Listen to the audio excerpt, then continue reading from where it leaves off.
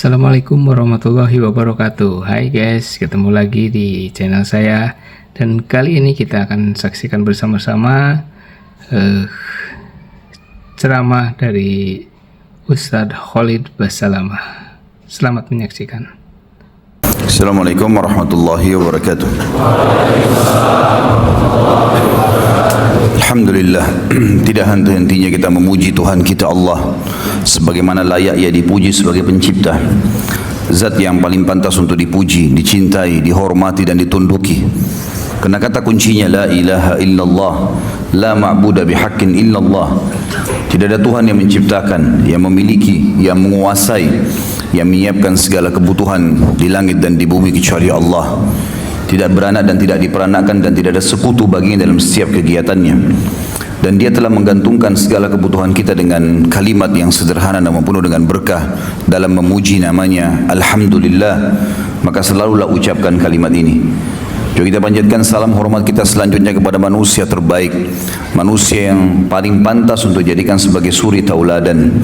Telah disempurnakan jalur nasabnya, fisiknya dan akhlaknya oleh Sang Pencipta dan dipilih secara langsung menutup risalah kenabian dan kerasulan. Dialah yang telah membawa kepada kita hukum halal haram sehingga kita punya panduan hidup. Dan Dia telah menghabiskan 23 tahun dari masa hidupnya, 13 tahun fase Mekah semua dengan hinaan, cacian, dianggap penyihir, penyamun dan juga pendusta. Kemudian di fase Madinah 10 tahun dianggap sebagai atau masa penyempurnaan agama Islam. Sehingga kita mengetahui bagaimana jejak perjuangan yang luar biasa ini, dan wajar sekali kalau kita menghormati manusia terbaik ini. Terlebih lagi Sang Pencipta Allah telah menjadikan mengucapkan salam hormat kepada manusia terbaik ini sebagai ibadah, dan siapapun yang mengucapkannya akan dibalas 10 kali oleh Sang Pencipta Allah di saat itu juga. Artinya tambahan rahmat dan karunia. Maka sangat wajar kalau kita selalu membacakan salawat dan taslim kepada Nabi besar Muhammad sallallahu alaihi wasallam. Tidak pernah teman-teman sekalian kita melupakan syukur yang luar biasa atas nikmat Allah ini, karena kita sudah termasuk menyelesaikan sekian puluh serial sahabat. Semoga saja yang lalu-lalu semuanya ikhlas karena Allah dan diterima, dijadikan sebagai tambahan amal kita pada hari kiamat. Dan bagi yang belum sempat mengikuti, silakan bisa diambil di YouTube insyaAllah, di-download gratis dan bagikan juga. Kami harapkan tidak dikomersialkan sama sekali, karena kalau komersial kami tidak izinkan, demi untuk mendapatkan pahala bersama insyaAllah. Kemudian kita akan melanjutkan bahasan kita pada siang ini. Semoga Allah berkahi kepada pemimpin para syuhada Hamzah bin Abdul Muttalib radhiyallahu anhum. Hamzah, teman-teman sekalian, sosok yang susah sekali sebenarnya untuk digambarkan kepribadian, penuh dengan semua kelebihan seorang laki-laki. Fisiknya kuat, kulitnya putih, tampangnya tampan, ya. Kemudian orang yang memiliki prinsip dalam kehidupan, benar-benar salah-salah. Dan Hamzah ini radhiyallahu anhu, nasabnya adalah Hamzah bin Abdul Muttalib bin Hashim, dan punya kunya Abu Umar atau Abu Ya'la. Ada dua. Tentu ayahnya Abdul Muttalib kakek baginda Nabi alaihi salatu wassalam, dan Abdul Muttalib sendiri memiliki 16 orang anak, 10 orang laki-laki dan 6 orang perempuan. 10 orang laki-laki ini ada 6 orang diantaranya yang meninggal sebelum masa kenabian, yaitu anak pertama Abdul Muttalib namanya Harith, kemudian Zirar, kemudian Hijr, kemudian Muqaddam, kemudian Zubair dan Abdullah ayah Nabi alaihissalam. Ini 6 orang meninggal sebelum masa kenabian. Sementara ada 4 orang dari laki-laki yang mendapatkan fase kenabian. 2 orang beriman dan 2 orang dalam keadaan kafir. Yang beriman adalah tokoh kita Hamzah bin Abdul Muttalib dan saudaranya Abbas bin Abdul Muttalib radhiyallahu anhum ajma'in. Dan yang meninggal dalam keadaan kufur sementara mendapatkan fase kenabian adalah Abu Talib dan Abu Lahab. Dan Abu Lahab namanya adalah Abdul Izz. Sementara dari perempuan 6 orang, nama-nama tante-tante Nabi SAW atau saudarinya Hamzah adalah Sofiyah.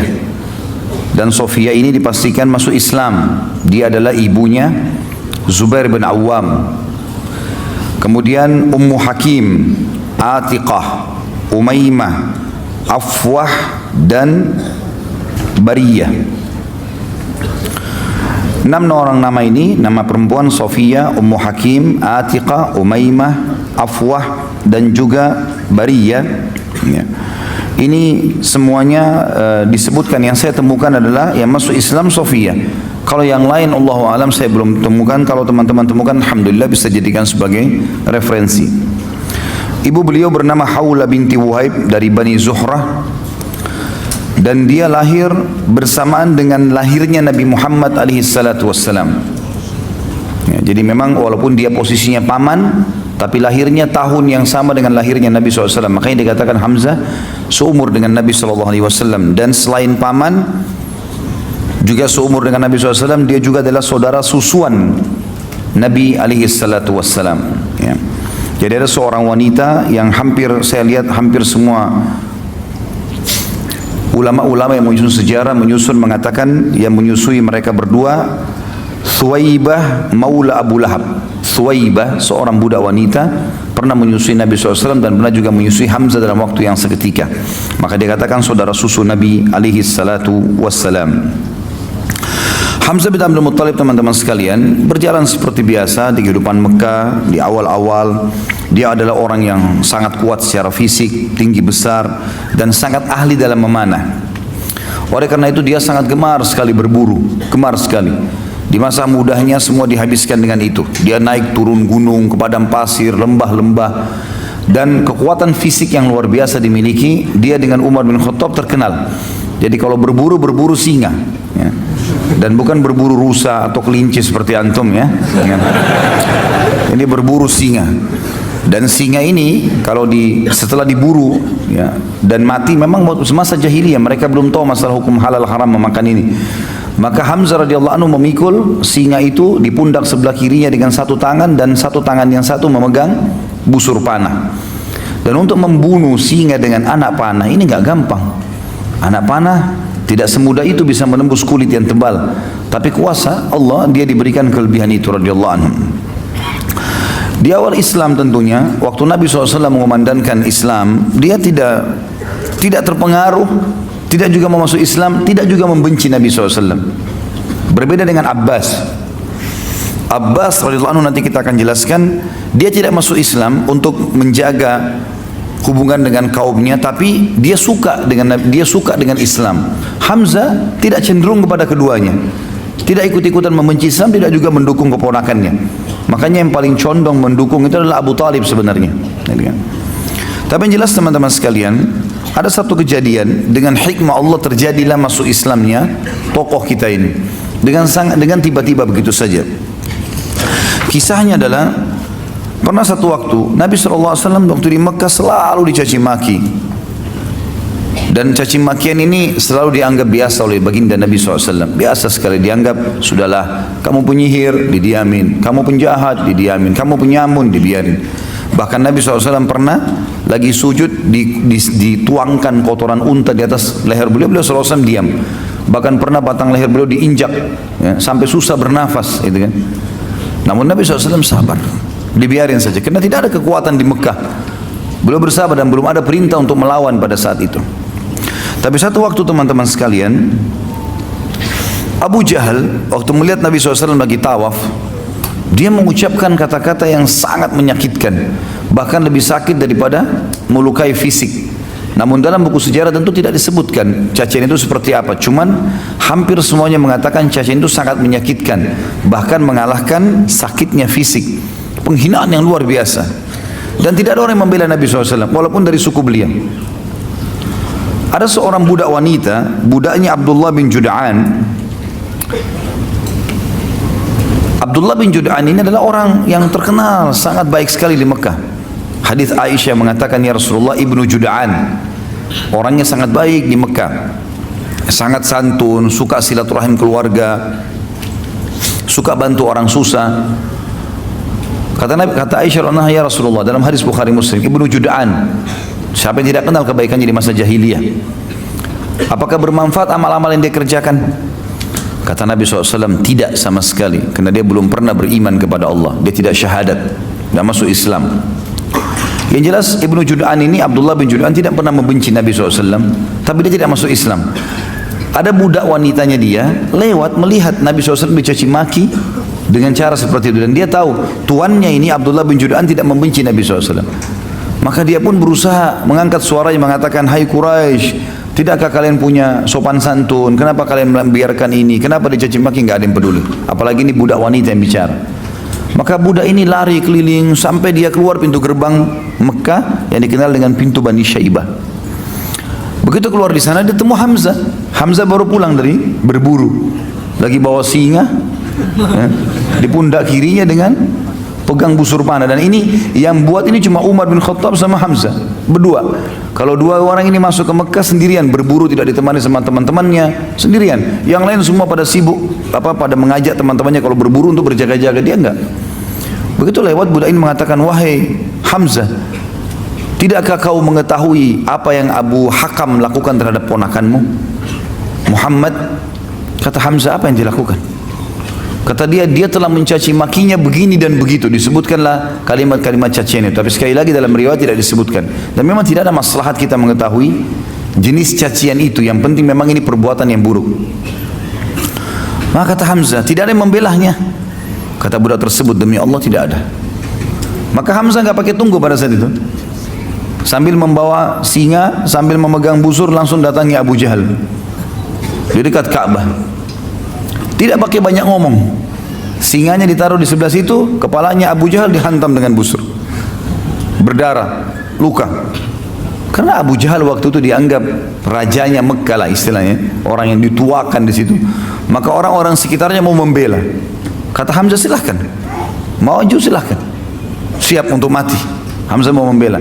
Lalu dia mengatakan kepada Abu Jahal, hai Abu Hakam, berani benar kau caci maki ponakanku, sementara aku dalam agamanya.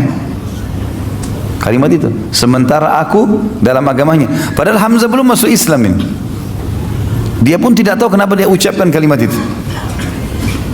Maka Abu Jahal mengatakan, biarkan dia, memang saya yang salah, saya sudah berlebihan telah menghina keponakannya. Hamzah radhiyallahu anhu pulang ke rumahnya, dia renungi kalimat tersebut. Kenapa tadi saya ucapin nih? Apakah besok saya harus kembali ke Quraisy dan mengatakan bahwasanya saya bukan di agamanya Muhammad? Dan ini aib bagi orang Arab, menjilat kembali ludahnya. Sudah mengucapkan lalu ditarik, nggak mungkin. Tapi kalau saya tidak perbaiki, saya bukan Muslim, bukan agamanya Muhammad ini. Dia bingung pada saat itu. Pada malam itu dikatakan dalam riwayat-riwayat yang sahih, dia berdoa kepada Allah mengatakan, ya Allah, kalau agama keponakanku Muhammad benar, tanamkan dalam hatiku. Dan kalau seandainya tidak benar, maka hilangkanlah, berikanlah aku solusi dengan Quraisy. Maka Hamzah pun berkata keesokan paginya pada saat dia bangun, dia merasa dekat, dia merasa tenang dengan agama Nabi SAW, maka dia pun datang mengucapkan syahadat. Dan ini rahasia masuk Islamnya Hamzah radhiyallahu anhu. Masuk Islamnya Hamzah radhiyallahu anhu. Berjalanlah waktu pada saat itu teman-teman sekalian, waktu dia sudah syahadat, maka orang-orang di Darun Nadwa, tempat berkumpulnya Nabi SAW dan orang-orang kaum muslimin, mereka bergembira, mereka bertakbir. Dan orang-orang Quraisy pada saat tahu Hamzah masuk Islam juga takut. Mereka takut karena Hamzah sendirian bisa melawan banyak orang Quraisy. Dan selalu saja kalau ada orang-orang muslim lagi menuju ke Darun Nadwa, maka Hamzah berada di pinggir jalan dengan kudanya, mendampingi sendirian sampai kaum muslimin masuk Darun Nadwa.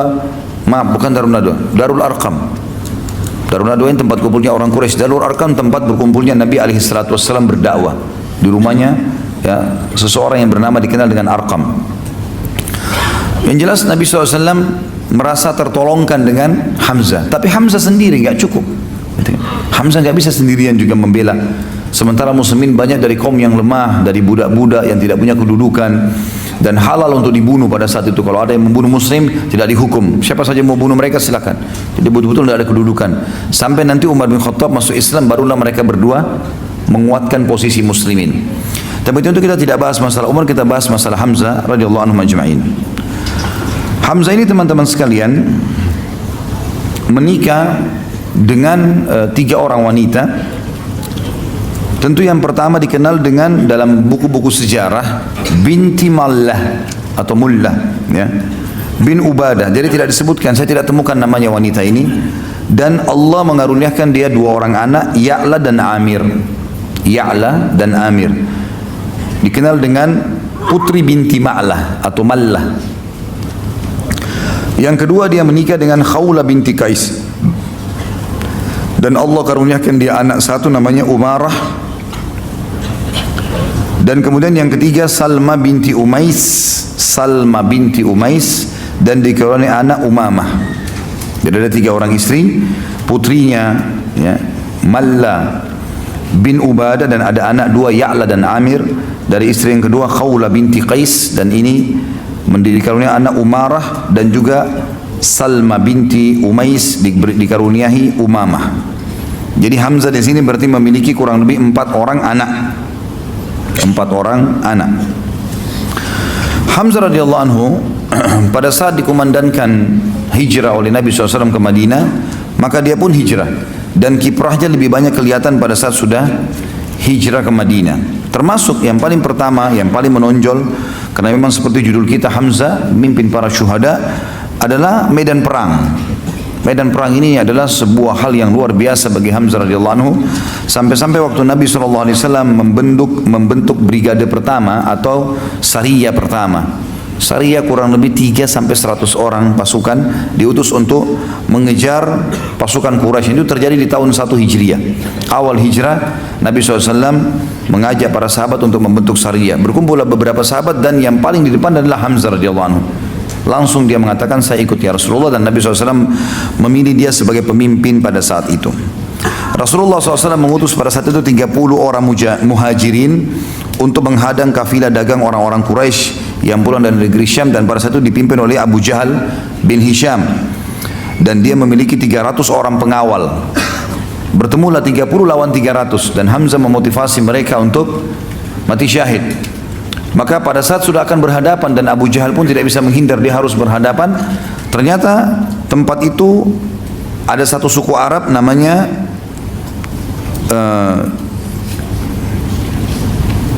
pemimpinnya namanya Majdi bin Amir Al-Juhani, dan di sini suku adalah suku Al-Juhani, berarti sekutu pada saat itu ya, sekutu kedua belah pihak. Dia sama Muslim punya urusan kerjasama, sama Quraisy juga ada urusan kerjasama. Lalu Majdi berusaha masuk di tengah-tengah lalu mengatakan, tidak ada peperangan di wilayah saya. Kalau mau berperang silakan di luar, tapi di sini jangan. Di tempat suku saya, kekuasaan saya tidak boleh. Maka terjadilah pada saat itu terpisah dan tidak bisa atau tidak jadi peperangan. Dan Hamzah pulang sesuai dengan instruksi Nabi SAW. Kalau kafilah Quraisy dapat, serang, ambil. Kalau enggak, maka pulanglah. Dan juga kita perlu ketahui di sini teman-teman sekalian, baginda Nabi SAW membentuk, kalau setiap kali mau serang kafilah Quraisy, itu umumnya yang dijadikan pemimpin dan dijadikan sebagai pilihan untuk bisa menyerang adalah orang-orang Mekah. Karena memang mereka punya hak. Dan di sini perlu kita luruskan pemahaman yang mengatakan seakan-akan umat Islam atau Nabi SAW menghalalkan merampok. Ini bukan merampok. Karena umumnya muslimin yang hijrah ke Madinah, hartanya di Mekah diambil semua. Termasuk Nabi SAW. Rumahnya Nabi sendiri diperjualbelikan oleh Quraisy, diambil. Rumah Nabi, rumahnya Khadijah dulu besar sekali di Mekah. Khadijah termasuk orang nomor 1 paling kaya di Mekah. Tapi diambil, direbut oleh orang-orang Quraisy dan diperjualbelikan. Diambil oleh tokoh-tokoh mereka lah. Maka Nabi SAW menyuruh para muhajirin mengambil hak mereka kembali. Karena biasanya kafilah-kafilah dagang ini yang pergi ke negeri Syam, itu yang punya adalah pemimpin-pemimpin Quraisy, termasuk Abu Jahal, Abu Sufyan, Umayyah bin Khalaf dan seterusnya. Maka Nabi SAW menyuruh muhajirin untuk menyerang. Ini maksudnya. Jadi tidak ada sama sekali unsur merampok di sini, dan jangan disalahfahami teman-teman sekalian. Mungkin ada orang mengatakan, kan Nabi SAW dulu sering utus ya menyerang kafilah-kafilah Quraisy, berarti sekarang kita boleh menahan atau mengambil, merampas dagangannya orang kafir. Ini pemahaman yang salah ini ya. Tidak boleh seperti itu. Di sini ada alasan syar'i. Kalau satu suku, satu negara memang dasarnya mengambil, merampas hak kita lalu kita menyerang, itu berbeda. Itu hukum yang lain. Kemudian teman-teman sekalian, kiprah di perang yang lain adalah Badr. Kiprah di perang Badr. Perang Badr terjadi di Ramadan tahun 2 Hijriah. Nabi SAW mengajak siapa saja yang mau dari penduduk Madinah untuk keluar, muslimin. Terkumpul waktu itu bersama Nabi SAW 313 orang. 314 bersama baginda Nabi SAW. Setelah itu termasuk salah satunya adalah Hamzah. Dan Hamzah waktu itu radhiyallahu anhu termasuk ditunjuk oleh Nabi SAW pemimpin orang-orang muhajirin. Berangkatlah mereka ke Badr dengan tujuan mengejar kafilahnya Abu Sufyan, yang pada saat itu dikawal kurang lebih 200 atau 300 orang juga. Kemudian pas tiba di wilayah Badr, kafilah Abu Sufyan lolos. Allah sebutkan panjang lebar dalam surah Al-Badr tentang, surah Al-Anfal tentang perang Badr ini. Bahkan Allah menamakan dengan perang atau hari Furqan yang membedakan antara kebenaran dan kebatilan. Allah juga menyebutkan tentang perang Badr ini kalau murni di situ ada campur tangan Allah dalam perang Badr. Allah mengatakan dalam surah Al-Anfal, "A'udzubillahi minasyaitonirrajim wa law tawa'adtum lakhtalaftum fil mi'ad walakin liyaqdiyallahu amran kana maf'ula." Kalau kalian saling janjian antara pasukan muslim sama pasukan Quraisy, maka kalian tidak akan mungkin bertemu. Karena dua-duanya belum pernah berperang. Maka agak sulit jiwa pada saat itu untuk berperang. Allah SWT ingin menjadikan perang Badar pemicu supaya muslimin berani untuk mempertahankan kebenaran setelah itu. Yang jelas saudaraku seiman, keluarlah 314 orang ini tiba di wilayah Badar. Ternyata kafilah Abu Sufyan berhasil lewat lembah, gunung, lereng dan berhasil lolos. Tapi sebelumnya Abu Sufyan mengirim surat ke Mekah, kemudian meminta agar Abu Jahal dan grupnya ini semuanya untuk datang, dan terbentuklah 1000 pasukan perang. Beda antara pasukan perang dengan baju besinya, dengan topi besinya, dengan perlengkapan anak-anak panah yang banyak, pedang beberapa beberapa pedang yang dipersiapkan kalau patah, kalau jatuh, itu semua persiapan perang. Kalau persiapan menyerang kafilah beda. 314 orang menyerang 300 orang, berarti berimbang kekuatan atau bahkan muslimin lebih banyak. Cuma tanpa disangka mereka keluar, bahkan banyak di antara sahabat tidak pakai baju besi sama sekali. Ada di antara mereka tidak sama sekali pakai penutup kepala kecuali imamahnya saja. Tidak ada besi yang dipakai karena cuma menyerang kafilah. Apalagi bersama Nabi SAW gitu. Pas tiba di wilayah Badar, lolos kafilah Abu Sufyan. Abu Sufyan berhasil mengirim surat, ternyata sudah keluar 1000 orang pasukan dari Mekah. Dan mereka cuma dipisahkan dengan sebuah gunung yang lebih dekat dengan Madinah namanya Udwatid Dunia, dan yang lebih jauh di seberang gunung namanya Udwatil Quswa. Seperti itulah kurang lebih. Yang terjadi teman-teman sekalian, muslimin tiba di Udwatid Dunia dan musyrikin tiba di Udwatil Quswa. Kafilah sudah lewat ya. Kata Allah dalam surah Al-Anfal, "A'udzubillahi minasyaitonir rajim, antum bil udwatid dunya wa hum bil udwatil quswa war rakbu asfala minkum." Ingatlah ketika kalian muslimin tiba di wilayah dunia, sisi gunung yang lebih dekat dengan Madinah, dan orang-orang musyrik Mekah yang 1000 pasukan di Quswa, di sebelahnya gunung, dan rakbu kafilah asfala minkum, lebih rendah dari kalian, maksudnya sudah berhasil lolos. Kalau kalian saling janjian maka tidak akan terjadi. Maka ringkas cerita teman-teman sekalian, Allah Subhanahu wa taala menyampaikan kepada Nabi Muhammad SAW kalau ada pasukan sudah tiba, gitu kan. Lalu Nabi SAW bermusyawarah dengan para sahabat, bagaimana saran kalian? Sekarang kafilah sudah lolos, yang ada di depan kita pasukan perang 1000 orang, kafilah 300 orang sudah lolos, nggak ada harta, nggak ada apa-apa. Ini pasukan yang kita hadapi, bagaimana pendapat kalian? Abu Bakar berdiri mengatakan, "Ya Rasulullah, pergi kemana saja yang anda mau." Umar juga mengatakan, "Ya Rasulullah." Miqdad mengatakan, "Ya Rasulullah." Hamzah pun mengatakan, "Ya Rasulullah, jalan." Kami setuju semua. Sampai Nabi SAW mengatakan, "Berikan pendapat." Lalu orang-orang Ansar mengatakan, "Ya Rasulullah." Karena ini baru pertama kali orang-orang Ansar ikut bersama Nabi SAW. Biasanya kalau mau menyerang kafilah selalu orang-orang Quraisy, orang muhajirin saja. Tapi kali itu orang Ansar diberikan kesempatan. Maka berdirilah Sa'ad radhiyallahu anhu mengatakan, "Ya Rasulullah, seakan-akan anda menginginkan kami orang Ansar." Kata Nabi SAW, "Iya, tentu saja." Lalu kata Sa'ad, "Ya Rasulullah, perintahkan apa saja. Anda mau kemana saja perintahkan, kami akan ikut. Kami bukan berarti mau membela anda di Madinah saja, di mana saja kami akan bela anda. Kalau seandainya anda pun turun ke lautan, anda perintahkan kami akan ikut." Maka Nabi SAW pun senang pada saat itu, persiapan perang sudah akan terjadi. Ringkas cerita pernah saya ceritakan, tentu ini peperangan mulailah mau berkecamuk, tapi malam harinya Allah turunkan hujan yang lebat di tempatnya orang-orang musyrik sampai membuat baju mereka basah semua, kuda mereka basah, jalanannya jadi becek, semuanya jadi sulit untuk berperang, dan mereka malam itu tidak bisa tidur sehingga mereka letih. Di tempat muslimin turun hujan gerimis, dan hujan gerimis ini menyebabkan para sahabat ngantuk, sampai ada di antara mereka dalam riwayat Bukhari mengatakan di perang Badar setiap kali dia berjaga, dia bilang satu malam itu bisa 10 kali pedang saya jatuh kena ngantuknya. Dan ternyata ngantuk ini menghilangkan rasa takut, ya. Menghilangkan rasa takut. Orang kalau sudah ngantuk sekali, dia akan tidur di pinggir jalan, dia akan tidur di hutan, pokoknya ngantuk sudah nggak mau tahu, gitu kan. Tapi kalau orang nggak ngantuk ini susah, gitu. Maka ngantuk ini Allah SWT sebutkan dalam surah Al-Anfal juga, amanatan nu'asan, itu ngantuk yang membuat kalian bisa tenang. Maka tanah di tempat muslimin menjadi basah biasa saja, dan padang pasir kalau kering sekali berat untuk dilewatin, kalau basah sekali juga berat, becek melengket semua di sendal dan seterusnya.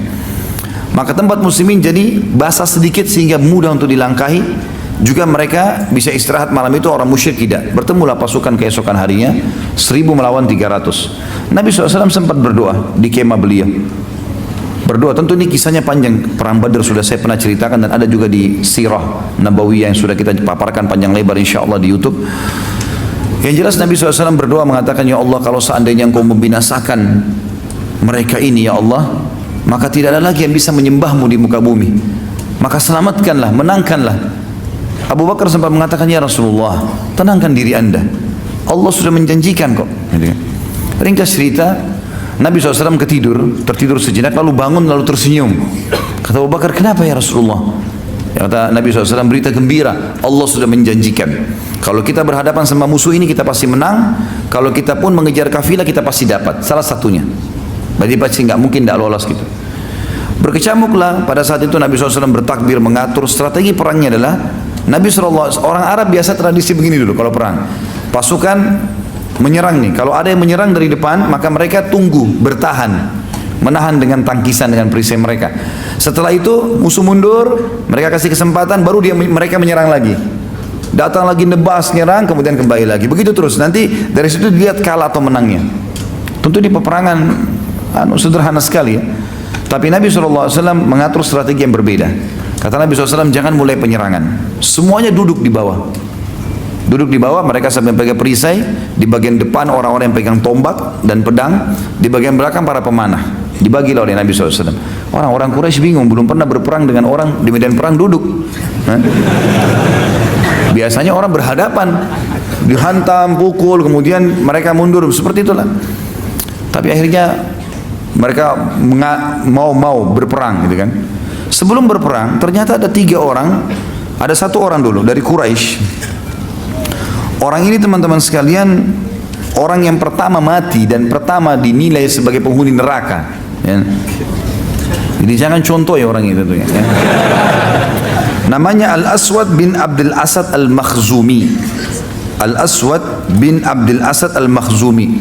Waktu pasukan sudah mau bergerak, tiba-tiba dia maju ke depan. Dia henuskan pedangnya sambil menantang muslimin. Dan dia bersumpah atas nama Lat dan Uzza, atas patung-patungnya, saya akan minum dari sumur orang-orang itu, maksudnya kaum muslimin. Karena di belakang pasukan muslim ada sumur, mereka nggak ada sumur gitu. Dengan sombongnya gitu kan. Siapa yang akan menantang saya? Tanpa banyak bicara, Hamzah keluar radhiyallahu anhu. Hamzah tahu siapa orang ini di Mekah, walaupun dia ini Al-Aswad terkenal orang yang mahir menggunakan pedang gitu kan. Hamzah terkenal menggunakan panah gitu. Hamzah tidak terlalu mahir dalam masalah pedang, tapi panah iya gitu, umumnya gitu. Tapi dia bisa. Maka Hamzah pada saat itu menunjukkan kemahirannya dalam pedang, biasanya dengan panah gitu. Maka Hamzah pun maju dan dalam hitungan beberapa waktu saja sudah dikalahkan Al-Aswad ini. Orang-orang Quraisy kaget, mereka taunya Hamzah ini biasanya itu tahu mana, kok sekarang kemahiran pedangnya luar biasa. Al-Aswad terkenal dengan pedang, kalah. Dan akhirnya Hamzah menebas kedua betisnya, terputus betisnya, dan Hamzah biarin. Ini orang ngucur darah, bunuhlah saya. Kata Hamzah tidak, biarin. Rupanya dia untuk memenuhi sumpahnya, dia terus merangkak ke depan pasukan muslimin. Maksudnya dia mau buktikan kalau dia mau bisa minum gitu kan. Kan tadi dia sumpah, dia harus minum air di tengah-tengah muslimin. Begitu dekat sumur, Hamzah bunuh gitu. Supaya sumpahnya tidak terpenuhi gitu. Melihat kejadian tersebut, ada 3 tokoh Quraisy yang lain maju lagi. 3 orang yang maju ini saudara, adik kakak dengan anak gitu. Yang dikenal dengan Utbah bin Rabi'ah, Syaibah bin Rabi'ah dan Al-Walid bin Utbah. Utbah bin Rabi'ah dan Syaibah bin Rabi'ah adik kakak. Kemudian Al-Walid bin Utbah anaknya Utbah. Jadi kalau kita susun itu Utbah bin Rabi'ah dengan anaknya Walid bin Utbah. Kemudian ada saudaranya Utbah namanya Syaibah bin Rabi'ah. Keluarlah 3 orang ini dengan menggunakan semuanya topi besi, tinggal matanya yang kelihatan. Siapa yang mau menantang duel? Baiklah. Keluar dari muslimin 3 orang, dari Ansar semua yang keluar. Auf ibn Harith dan Muawwidh bin Harith. Ini Auf dan Muawwidh, kalau antum pernah dengar yang saya juga sampaikan di masalah perang Uhud, mereka lah berdua yang menebaskan pedangnya ke Abu Jahal, ya, yang umurnya masih 15 sama 16 tahun. 2 orang yang sangat pemberani luar biasa. Auf bin Harith dan juga Muawwidh bin Harith. Gitu. Ada yang mengatakan namanya Mu'ad dan Mu'awwidh, tapi yang jelas namanya sama saja. Ini intinya 2 orang. Dan yang ketiga adalah Abdullah bin Rawahah. Keluarlah mereka, karena mereka tidak pakai imam, tidak pakai topi besi. Mereka keluar tadi mau kejar kafilah saja. Maka kelihatan wajahnya. Orang-orang yang 3 orang tadi, Utbah, Syaibah dan Walid, tidak kenal orang-orang ini. Siapa kalian? Mereka sebutin. Kalau mereka juga punya nasab yang baik di orang-orang Ansar. Lalu tiba-tiba Syaibah mengatakan, "Hai Muhammad, keluarkan dari suku kami. Kami nggak mau dari orang-orang Madinah ini, jangan. Orang dari suku kami yang setimpal dengan kami." Maka Nabi SAW mengatakan, "Berdirilah hai Ubaidah." Ubaidah adalah sepupu Nabi SAW. Dan umurnya memang sudah lebih tua dari Hamzah. Kemudian kata Nabi SAW, "Berdirilah wahai Hamzah dan berdirilah wahai Ali." 3-tiganya dari keluarga Nabi alaihissalatu wassalam, untuk menunjukkan kepada mereka, bukan orang sembarangan saya kirim, keluarga saya juga. Saya akan korbankan mereka. Tanda kutip di sini ya, berkorban di jalan Allah maksudnya. Maka pergilah 3 orang ini berhadapan. Lalu karena ketiganya ini mengatakan, "Siapa kalian?" Hamzah memperkenalkan diri. "Apakah kalian melupakan saya?" "Saya Hamzah." Mereka sudah tahu siapa Hamzah. Yang satu Ali memang masih muda. Lalu yang satu Ubaidah terkenal. Orang mereka sudah tahu. Maka Ubaidah pun akhirnya melawan Utbah. Nah, Ubaidah yang paling tua, dia melawan Utbah bin Rabi'ah. Lalu Hamzah melawan Syaibah bin Rabi'ah, dan Ali bin Abi Thalib melawan Al-Walid bin Utbah. Dalam sekejap saja, baru beberapa kali serangan dari Utbah ini atau dari Syaibah ini dihindari oleh Hamzah, dan Hamzah berhasil membunuhnya. Ali bin Abi Thalib pun dalam sekejap setelah Hamzah langsung membunuh Al-Walid. Tinggal Ubaidah bersama dengan Utbah, gitu kan? Tinggal 2 orang ini. Maka yang terjadi adalah dua-duanya saling menghantamkan pedang dan akhirnya dua-duanya luka. Pada saat luka dan terjatuh, maka Hamzah dan Ali menyelamatkan Ubaidah, dibawa ke pasukan muslimin, lalu kemudian keduanya kembali untuk membunuh Utbah. Dan terbunuhlah 3 orang tokoh Quraisy pada saat itu. Dan pada mereka lah teman-teman sekalian turun firman Allah surah Al-Hijr, tepatnya kepada Hamzah, Ubaidah dan Ali radhiyallahu anhum ajma'in. Surah Al-Hijr yang berbunyi ayat 19, "A'udzu billahi minasyaitonir rajim. Hadzani khasmani ikhtasamu fi rabbihim." Al-ayat. Sebagaimana diriwayatkan oleh Imam Bukhari nomor 4343, Imam Muslim 3033 dan Ibnu Majah nomor 2835. Dari Abu Dzar radhiyallahu anhu bahwa dia bersumpah tentang duel 1 lawan 1. Pada saat itu Muslim masing-masing bersumpah untuk melawan. Dari 3 orang Quraisy dan orang-orang Muslim akan menjawabnya. Maka Allah turunkan di medan perang pada saat itu ayat ini, yang berarti inilah 2 golongan orang mukmin dan orang kafir yang bertengkar. Mereka bertengkar mengenai roh mereka. Maka turun ayat ini pada Hamzah dan 2 rekannya, golongan mukmin, dan Utbah dan 2 rekannya, golongan kafir, ketika mereka berduel satu sama yang lainnya. Tentu setelah itu teman-teman sekalian terjadilah hikmah yang sangat besar dari Hamzah radhiyallahu anhu. Orang-orang Quraisy sudah tidak lagi duel, mereka mulai memicu motivasi dengan yel-yelnya untuk menyerang. Akan mereka untuk bersiap-siap dan tetap duduk. Maka orang Quraisy mulai menyerang. Begitu mereka menyerang, karena orang di bawah mereka bingung mau menyerang seperti apa. Begitu mendekat, mereka coba mau tebasin pedang, ditangkis. Ternyata begitu mendekat, orang-orang di bagian depan yang pegang tombak menusukkan tombak-tombak ke kuda mereka, dan akhirnya banyak yang mati, korban dari orang Quraisy, jatuh. Barulah Nabi SAW suruh menyerang mereka, anak-anak panah dilemparkan ke arah mereka. Akhirnya sampai Ya, peperangan berkecamuk dan sangat seru pada saat itu karena orang-orang Quraisy juga melempar anak panahnya. Hanya saja Hamzah dan Ali, ya, ini berdua dengan ada satu lagi namanya Asim. 3 orang ini radhiyallahu anhum ajma'in. Kalau tidak salah dari riwayatnya menjelaskan Zubair bersama mereka berempat. Mereka ini sepakat untuk menyerang pemegang benderanya Quraisy. Dan pada zaman dulu sudah pernah saya jelaskan ini, kalau bendera itu simbol kemenangan. Kapan masih ada benderanya, walaupun tinggal 1 orang prajurit tetap menang. Walaupun jumlahnya ribuan, tapi bendera nggak ada jatuh berarti kalah. Seperti itulah. Maka 4 orang ini sepakat, kita nggak usah ya melawan umumnya orang-orang. Cari mana pemegang bendera dari jauh kelihatan, serang ke sana. Maka sepakatlah 4 orang ini untuk masuk dan berhasil. Yang memegang kebetulan bendera ini adalah suku Abdiddar. Suku Abdiddar ini teman-teman sekalian adalah Abdiddar sama Abdul Manaf, saudara kandung dalam jalur nasabnya Nabi SAW. Abdul Manaf dan Abdiddar sekandung. Dari Abdul Manaf turun dan Nabi SAW, Hamzah dan semuanya ini. Dari Abdiddar turun yang lainnya gitu ya. Tapi yang jelas dua ini dulu ini bersaudara dan satu jalur. Yang memegang bendera yang dalam keadaan kafir suku Abdiddar, artinya masih keluarganya Hamzah. Keluarganya Ali radhiyallahu anhu. Tapi Hamzah di sini luar biasa, tidak mempedulikan lagi di kancah peperangan masalah kebenaran walaupun keluarga. Sudah beda di sini. Beda kalau di ajang dakwah itu lain. Di kehidupan kita seperti sekarang lagi tenang itu tidak ada masalah. Kita tidak boleh berperang. Tapi di kancah peperangan sudah beda kasusnya. Sudah nggak ada lagi perbedaan di sini. Yang jelas teman-teman sekalian, Hamzah pun akhirnya menyerang pemegang bendera pertama, dan biasanya pemegang bendera ini orangnya sangat kuat. Karena kalau bendera jatuh berarti jadi masalah. Dalam sedikit saja gerakan Hamzah berhasil membunuhnya. Dibantu dikelilingi oleh 3 orang sahabatnya, Ali, Zubair dan juga Asim. Yang satu lagi berdiri, ada 11 anak orang dari turunan Abdiddar ini yang siap untuk ya. Ini kalau tidak salah nama ayahnya Talha, Abu Talha dikenal. Maka dibunuhlah yang pemegang bendera kedua, yang ketiga, yang keempat, sampai 11 orang pemegang bendera dibunuh semuanya. Dan dari 11 orang ini 9 orang dibunuh oleh Hamzah.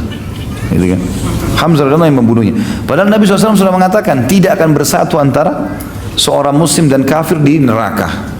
Siapa yang berhasil bunuh 1 orang kafir di kancah peperangan, kalau jihad yang benar, maka tidak akan bersatu antara dia sama kafir itu di neraka. Artinya dijamin masuk surga. Hamzah membunuh 9 orang pada saat itu. Ali membunuh 1, Zubair 1, Asim 1. Gitu kan? Yang lainnya 1-1. Hamzah 9. Pada saat 9 orang itu sudah jatuh, gitu kan? 11 orang itu sudah mati terbunuh. Tinggal ada 1 orang budak lagi. Budak dari Abdiddar. Badannya sangat kekar, dia memegang bendera tersebut lalu dia menggoyangkan. Ya, ya. Pada saat dia lagi menggoyangkan itu, yang mengejar budak ini adalah Asim. Hamzah dengan Ali dan Zubair sudah melihat, oh sudah selesai, bendera sudah jatuh, nggak mungkin. Mereka pas mau balik ternyata budak ini berdiri. Asim lah yang mendekati. Ada satu perempuan, saudarinya 11 orang yang mati melihat, ternyata 11 orang saudaranya mati semua di dekat bendera. Dan waktu itu Asim mau membunuh yang budak yang terakhir, yang ke-12 sebenarnya. Orang lain ini, bukan orang yang punya kewajiban pada saat itu. Maka dia pun berteriak mengatakan, "Hai Quraisy," dia pikir Asim yang bunuh 11 orang ini. "Hai Quraisy, siapa yang bisa mendatangkan kepada saya kepalanya Asim, maka saya akan bersihkan otaknya, batok kepalanya, lalu saya isi dengan emas, sejumlah itulah punyanya dia. Lalu saya akan minum khamr di batok kepalanya." Perempuan itu berkata gitu. Akhirnya orang-orang Quraisy banyak yang mendekati bendera mereka pada saat itu. Dan berhasil. Pada saat itu orang-orang Quraisy banyak mengejar Asim, dan Asim sempat mundur, ya, artinya mencari lowongan kesempatan untuk menyerang yang lainnya. Sampai akhirnya orang-orang Quraisy terkalahkan pada saat itu karena budak ini berhasil dibunuh lagi oleh Hamzah. Jadi Hamzah memanuver dari belakang pasukan dan membunuh budak ini sehingga bendera jatuh. Dan waktu itu sudah tidak ada lagi berani yang memegang bendera karena bendera ini tertancapkan, dan di situ ada 12 orang yang memang ditugaskan Quraisy untuk memegang bendera. Maka kocar-kacirlah pasukan ini, bubar semuanya, gitu kan. Jadi kita bisa katakan teman-teman sekalian, kemenangan di Badar disebabkan oleh siapa? Setelah Allah SWT, Hamzah. Karena Hamzah membunuh 10 orang sekarang. 9 tadi dari memegang bendera, yang 1 ini adalah budak yang juga memegang. Dan akhirnya gara-gara itu lemahlah pasukan Quraisy, terkalahkan mereka. Pada saat itu teman-teman sekalian, menanglah muslimin dan dikatakan dengan hari Furqan. Dan Nabi SAW mengatakan, Allah telah memberitahukan kepadaku bahwasanya penghuni Badar yang hadir di Badar boleh berbuat apa saja dan Allah sudah maafkan kesalahan mereka. Dan Hamzah adalah salah satunya. Ternyata pada saat pulang ke Mekah, Abu Sufyan merasa terpukul karena di perang Badar semuanya tokoh-tokoh mereka mati. Abu Jahal, Umayyah bin Khalaf, tadi Utbah bin Rabi'ah, Syaibah bin Rabi'ah, Al-Walid, ini semua tokoh-tokoh Quraisy mati semua.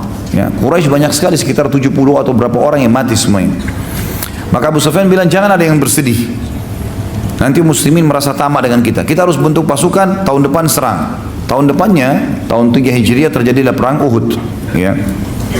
Waktu pasukan Quraisy keluar dari Mekah jumlahnya 3.000 orang, Nabi SAW mendapatkan wahyu untuk perang Uhudnya. Nabi SAW musyawarah dengan para sahabat, dihadiri juga oleh Hamzah pada saat itu. Ini orang-orang Quraisy sudah keluar dari Mekah nih. Mereka sudah menuju ke Uhud, dan Uhud itu masih wilayah haram. Wilayah haramnya Madinah, tapi di luar pintu gerbangnya Madinah. Jadi kalau Madinah dulu ada benteng yang besar, Uhud di luarnya, pas keluar pintu gerbang langsung Uhud. Walaupun dia masuk wilayah haram, makanya sekarang masuk wilayah Madinah. Quraisy sudah akan menuju ke situ dan sebentar lagi tiba. Maka Nabi SAW musyawarah dengan para sahabat. Jadi perjalanan Mekah Madinah itu 3 hari. Ini tinggal 1 hari lagi perjalanan Quraisy akan tiba dan Nabi SAW dapat wahyu. Maka yang terjadi, apa jalan keluarnya? Keluar menghadapi atau bertahan di benteng Madinah? Bermusyawarah. Begitu Nabi SAW mengatakan, bagaimana pendapat kalian? Yang paling pertama bicara Hamzah. Radhiyallahu anhu, ya Rasulullah, keluar saja, hadapi mereka. Apa yang harus kita takuti? Gitu. Ada beberapa orang di antara sahabat yang setuju dengan pendapat itu. Ada juga yang mengatakan, tidak ya Rasulullah, kita bertahan saja di Madinah. Di antaranya yang banyak mau bertahan di Madinah pada saat itu adalah orang-orang munafik. Orang-orang munafik. Ya. Tentu ada di antara sahabat yang normal, artinya bukan munafik, tapi kebanyakan mendapat orang munafik ini. Nabi SAW sempat bilang, saya bermimpi semalam, saya melihat pedang saya bengkok, kemudian ada sapi yang disembelih, kemudian saya masuk ke sebuah benteng yang besar yang saya berlindung padanya. Kata para sahabat, apa takwilnya ya Rasulullah? Kata Nabi SAW, kalau pedang bengkok ini berarti ada kerabat saya yang akan mati. Dan masalah sapi yang disembelih berarti ada sahabat saya yang meninggal dunia. Dan benteng yang kokoh adalah kota Madinah. Kata mereka, kalau begitu ya Rasulullah, bagaimana pendapat anda? Nabi lihat pendapat mayoritas keluar. Maka kata Nabi, baiklah kita keluar saja, hadapi musuh. Gak usah bertahan di benteng Madinah. Nabi SAW masuk ke dalam rumah beliau, lalu kemudian pakai baju perang, siap semuanya, suruh Aisyah siapin semua perbekalan. Begitu beliau keluar, rupanya para sahabat sempat diskusi, diantaranya Hamzah. Kayaknya kita sudah memaksa Nabi SAW keluar. Nabi sepertinya lebih cenderung untuk tidak keluar, bertahan di Madinah gitu kan. Maka kata Hamzah, coba kita ke rumah Nabi SAW, bicara coba. Siapa tahu memang beliau tidak mau keluar. Tapi Nabi SAW pas Hamzah tiba di rumahnya Nabi sudah keluar. Di atas kuda, sudah pakai baju besi, sudah pakai perisai, pegang perisai pedang dan seterusnya.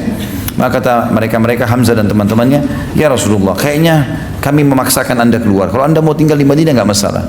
Maka keluarlah hadis Nabi SAW yang mulia, tidak layak bagi seorang Nabi yang sudah pakai baju perang, masih punya pilihan ragu untuk tidak berperang melawan musuh.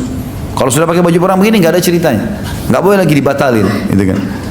Tidak layak seorang Nabi sudah mempersiapkan untuk perang lalu kemudian dia membatalkannya sampai Allah menunjukkan dia akan menang atau musuhnya yang menang. Maka akhirnya pasukan pun keluar. Teman-teman sekalian, masuklah pada saat itu di wilayah Uhud. Nabi SAW keluar dari benteng. Kalau kita ibaratkan misal kotak di depan saya ini, ya, mik ini misalnya adalah kota Madinah, keluar di sebelah kanannya itu adalah Uhud, di sebelah kirinya adalah kota Mekah. Pasukan musuh datang dari sana untuk menyerang Madinah. Nabi SAW keluar dari pintu gerbang sebelum mereka tiba beberapa saat, lalu memanuver dari perkebunan kurma yang ada di sekitar gunung Uhud. Mutar, termasuk ada kebunnya satu orang munafik yang ngotot supaya pasukan muslim tidak lewat di situ. Tapi Nabi SAW suruh pasukan lewat, gitu kan? Kata Nabi SAW, kebetulan dia buta matanya dan caci maki Nabi SAW, caci maki Islam. Tapi ngaku muslim. Kata Nabi SAW, ini orang buta matanya dan buta hatinya. Ya. Maka Nabi SAW lewat dengan pasukan sampai manuver ada di depannya Uhud. Dia sudah menghadap ke Mekah, gitu kan?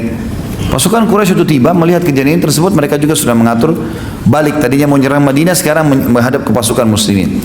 Tentu kita sudah tahu di perang Uhud Nabi SAW taruh 50 pemanah di atas gunung pemanah. Nanti akhirnya ada 43 orang yang turun dan meninggalkan instruksi Nabi SAW sehingga menyebabkan kalah. Kemudian ada 7 orang yang dibunuh oleh pasukan Khalid bin Walid. Yang jelas pasukan Quraisy 3.000 orang, 2.800 di kancah peperangan, 200 orang di sebuah lembah di dekat gunung pemanah dipimpin oleh Khalid bin Walid pada saat itu. Dengan Amr bin As, 2 orang ini terkenal pada saat itu, nanti dia masuk Islam tentunya. Itu sebagai pimpinan Quraisy yang di dalam pasukan 200 orang. Di antaranya Ikrimah bin Abi Jahal. Dan sudah kita jelaskan pada pertemuan yang lalu. Yang jelas teman-teman sekalian, terjadilah pada saat itu pasukan bertemu, ini 650 orang lawan 2.800. Sekali lagi, kiprah Hamzah radhiyallahu anhu luar biasa. Hamzah melakukan hal yang sama di perang Badar, mencari mana pemegang benderanya Quraisy. Dia sepakat lagi sama Ali, Zubair, Asim, yang lalu-lalu semuanya, dan ada beberapa orang sahabat sampai 7 orang siap untuk menyerang bendera. Begitu takbir, percikan takbir, maka terjadilah pada saat itu peperangan dan berhasil membunuh banyak sekali pemegang bendera. Setiap pemegang mati, setiap pemegang mati. Akhirnya Quraisy kocar-kacir. Ditambah lagi dengan pemanah yang 50 orang di atas ini luar biasa. Memanah ke arah pasukan Quraisy. Kalau 50 anak panah lepas dan tepat sasaran, 50 orang mati seketika. Dan orang-orang pemanah ini mahir, melempar panah, cabut lagi dengan cepat sekali. Dalam satu kotak bisa 100 panah, gitu kan. Kemahiran yang luar biasa sebenarnya. Akhirnya Quraisy kocar-kacir, dan pada saat itu para sahabat menggambarkan, kami melihat kancah peperangan kosong, nggak ada sama sekali Quraisy. Bahkan mereka meninggalkan kaum wanita mereka. Termasuk tradisi orang Arab pada saat itu sangat aib meninggalkan wanita di kancah peperangan. Lebih baik dia mati daripada meninggalkan perempuan. Tapi waktu itu perempuan semua kelihatan tidak bisa lari. Laki-lakinya semua sudah lari pakai kuda, gitu kan. Maka mereka naik ke bukit-bukit kelihat. Para sahabat tentu memunguti harta rampasan perang, dan terjadilah hal yang diinginkan dengan hikmah Allah Subhanahu wa taala. Turunlah 43 orang dari pemanah tadi. Hamzah dengan teman-temannya 650 orang ini, kurang lebih 600 orang pasnya, karena 100 orang ada di belakang. 600 orang ini semuanya ya mengejar musuh yang 2000 itu. Memastikan mereka agar jauh dari Madinah, gitu kan. Begitu dikejar. Hamzah termasuk yang mengejar tadi. Ada sebagian orang yang memungut harta rampasan perang, sekitar mungkin 100 orang kalau kita total jumlahnya, bersama dengan 50 orang pemanah di atas. Makanya 43 orang dari pemanah mengatakan kayaknya sudah habis nih, sudah nggak ada lagi musuh. Ayo kita turun. Abdullah bin Jubair, pemimpin mereka di atas bukit pemanah, mengatakan jangan. Rasulullah SAW menginstruksikan jangan turun, menang atau kalah. Maka mereka mengatakan tidak ada lagi, hai Abdullah, apalagi mau ditunggu. Mereka turun, akhirnya berkhianat di sini tanda kutip. Lalu Khalid bin Walid melihat kejadian tersebut, putar dari lembah, naik ke atas gunung, membunuh 7 orang. Kemudian Khalid bin Walid menyerang dari belakang. Pada saat diserang dari belakang teman-teman sekalian, maka 600 orang tadi sudah jauh ke depan, yang di bawah sisa 100-an saja. Maka ini diserang oleh Khalid bin Walid. Terjadilah pada saat itu korban yang sangat banyak, luka, mati dan seterusnya. Lalu bendera orang Quraisy yang jatuh diangkat oleh Khalid bin Walid dengan pasukannya. Lalu pasukan Khalid terbagi 2. Ada yang menyerang Nabi SAW yang berada di dekat bukit Uhud. Ada yang menyerang, menghabiskan atau berusaha membunuh kurang lebih 100 orang sahabat yang ada di situ. Pada saat itu bendera berdiri dari jarak jauh. Yang 2000 orang tadi yang lari itu melihat bendera berdiri lagi di kancah peperangan. Mereka kembali. Dan pada saat mereka kembali, pasukan muslimin yang mengejar juga melihat, kok bisa kembali lagi. Mereka lihat ke belakang, ternyata bendera Quraisy berdiri. Mereka berusaha kembali duluan ke kancah peperangan sebelum orang-orang ini tiba, gitu. Nah, pada saat itu terjadi 2 hal yang besar. Terjadi tabrakan antara pasukan muslim yang melarikan diri dari dikejarnya oleh Khalid bin Walid dengan pasukan 600 sahabat yang kembali. Sampai ada beberapa sahabat yang mati pada saat itu, korban karena kesalah bunuh, gitu. Ada sahabat yang membunuh sahabat Nabi yang lain karena tidak faham. Tapi ini dimaafkan oleh Allah SWT tentunya melalui lisan Nabinya Muhammad SAW. Ringkas cerita, rupanya sebelum berangkat pasukan Quraisy, ada satu orang yang sangat jengkel sekali dengan Hamzah. Dan orang ini sebenarnya Jubair bin Mut'im, ya. Jubair bin Mut'im ini punya paman terbunuh pada saat itu di Badr dan dibunuh oleh Hamzah. Maka dia berkata kepada budaknya yang bernama Wahsy, berangkatlah bersama orang-orang jika engkau membunuh Hamzah paman Muhammad demi membalas dendam pamanku yang bernama Thu'aimah bin Adi yang dibunuh oleh Hamzah, maka engkau akan merdeka. Waktu masih di Mekah. Dan kebetulan memang si Wahsy ini orang yang sangat mahir. Saking mahirnya dia melempar tombak sampai dikatakan dia bisa melempar tombak memasuki sebuah lubang besi yang diputar dengan kencang, gitu kan? Kemudian dia bisa melempar dan bisa masuk ke tengah-tengahnya tanpa harus memberhentikan goyangannya besi itu. Jadi saking cepatnya, jadi besi bulat diikat dengan tali kemudian diputarin dengan kencang. Itu sementara berputar dia bisa lempar tombak melewati tengah-tengah lubangnya tanpa memberhentikan goyangnya lingkarannya besi itu. Jadi sangat luar biasa terampilnya. Maka dia mengatakan kau akan bebas. Kata Wahsy, saya pun pada saat itu tidak berpikir apa-apa masuk kancah peperangan kecuali harus bisa membunuh Hamzah, karena saya bebas, saya nggak ingin berperang. Waktu Hindun binti Utbah, istrinya Abu Sufyan, ayahnya dia Utbah bin Rabi'ah yang terbunuh pada saat duel di Badr, gitu kan? Utbah ayahnya dia dibunuh oleh Hamzah karena waktu Utbah duel sama Ubaidah kan terluka. Lalu kemudian waktu Ubaidah diselamatkan oleh Hamzah dan Ali, Hamzah menusuk Utbah. Syaibah pamannya Hindun juga dibunuh oleh Hamzah. Al-Walid saudaranya dia dibunuh oleh Ali, gitu kan? Maka dua orang sini, ayah dan pamannya dibunuh oleh Hamzah. Maka dia pun memanggil Wahsy sambil mengatakan, hai Wahsy, selain majikanmu Jubair bin Mut'im yang akan menjanjikan kau bebasan, kamu lihat ini perhiasan saya. Dikeluarin satu kotak penuh perhiasan yang mahal sekali, karena dia ratu Mekah. Ini semua jadi milikmu asal kau bunuh Hamzah. Kata Wahsy pada saat itu, saya benar-benar cuma berpikir pada saat itu bagaimana saya bisa mendapatkan kebebasan dan mendapatkan harta ini. Itu saja yang saya pikirin. Di sini ada satu hal yang menarik. Penulis mengangkat dalam buku tentang masalah, coba kita dengarkan bagaimana Wahsy menceritakan pada saat itu. Wahsy berkata, aku adalah hamba sahaya milik Jubair bin Mut'im. Paman Jubair yang bernama Thu'aimah bin Adi terbunuh dalam perang Badr. Ketika orang-orang Quraisy berangkat ke Uhud, Jubair berkata kepadaku, engkau merdeka jika engkau berhasil membunuh Hamzah paman Muhammad untuk membalas kematian pamanku. Wahsy berkata, lalu aku pun berangkat bersama pasukan. Aku laki-laki dari Habasyah yang mahir melempar tombak layaknya orang-orang Habasyah secara umum, dan bidikanku hampir selalu tepat sasaran. Ketika dua pasukan telah bertemu, aku keluar memata-matai Hamzah. Aku mengintainya sehingga aku melihatnya di antara pasukan yang berperang seperti unta abu-abu. Maksudnya unta abu-abu ini teman-teman sekalian, dikenal unta itu kalau dikatakan oleh orang unta abu-abu, unta yang perkasa, unta yang kuat, gitu kan?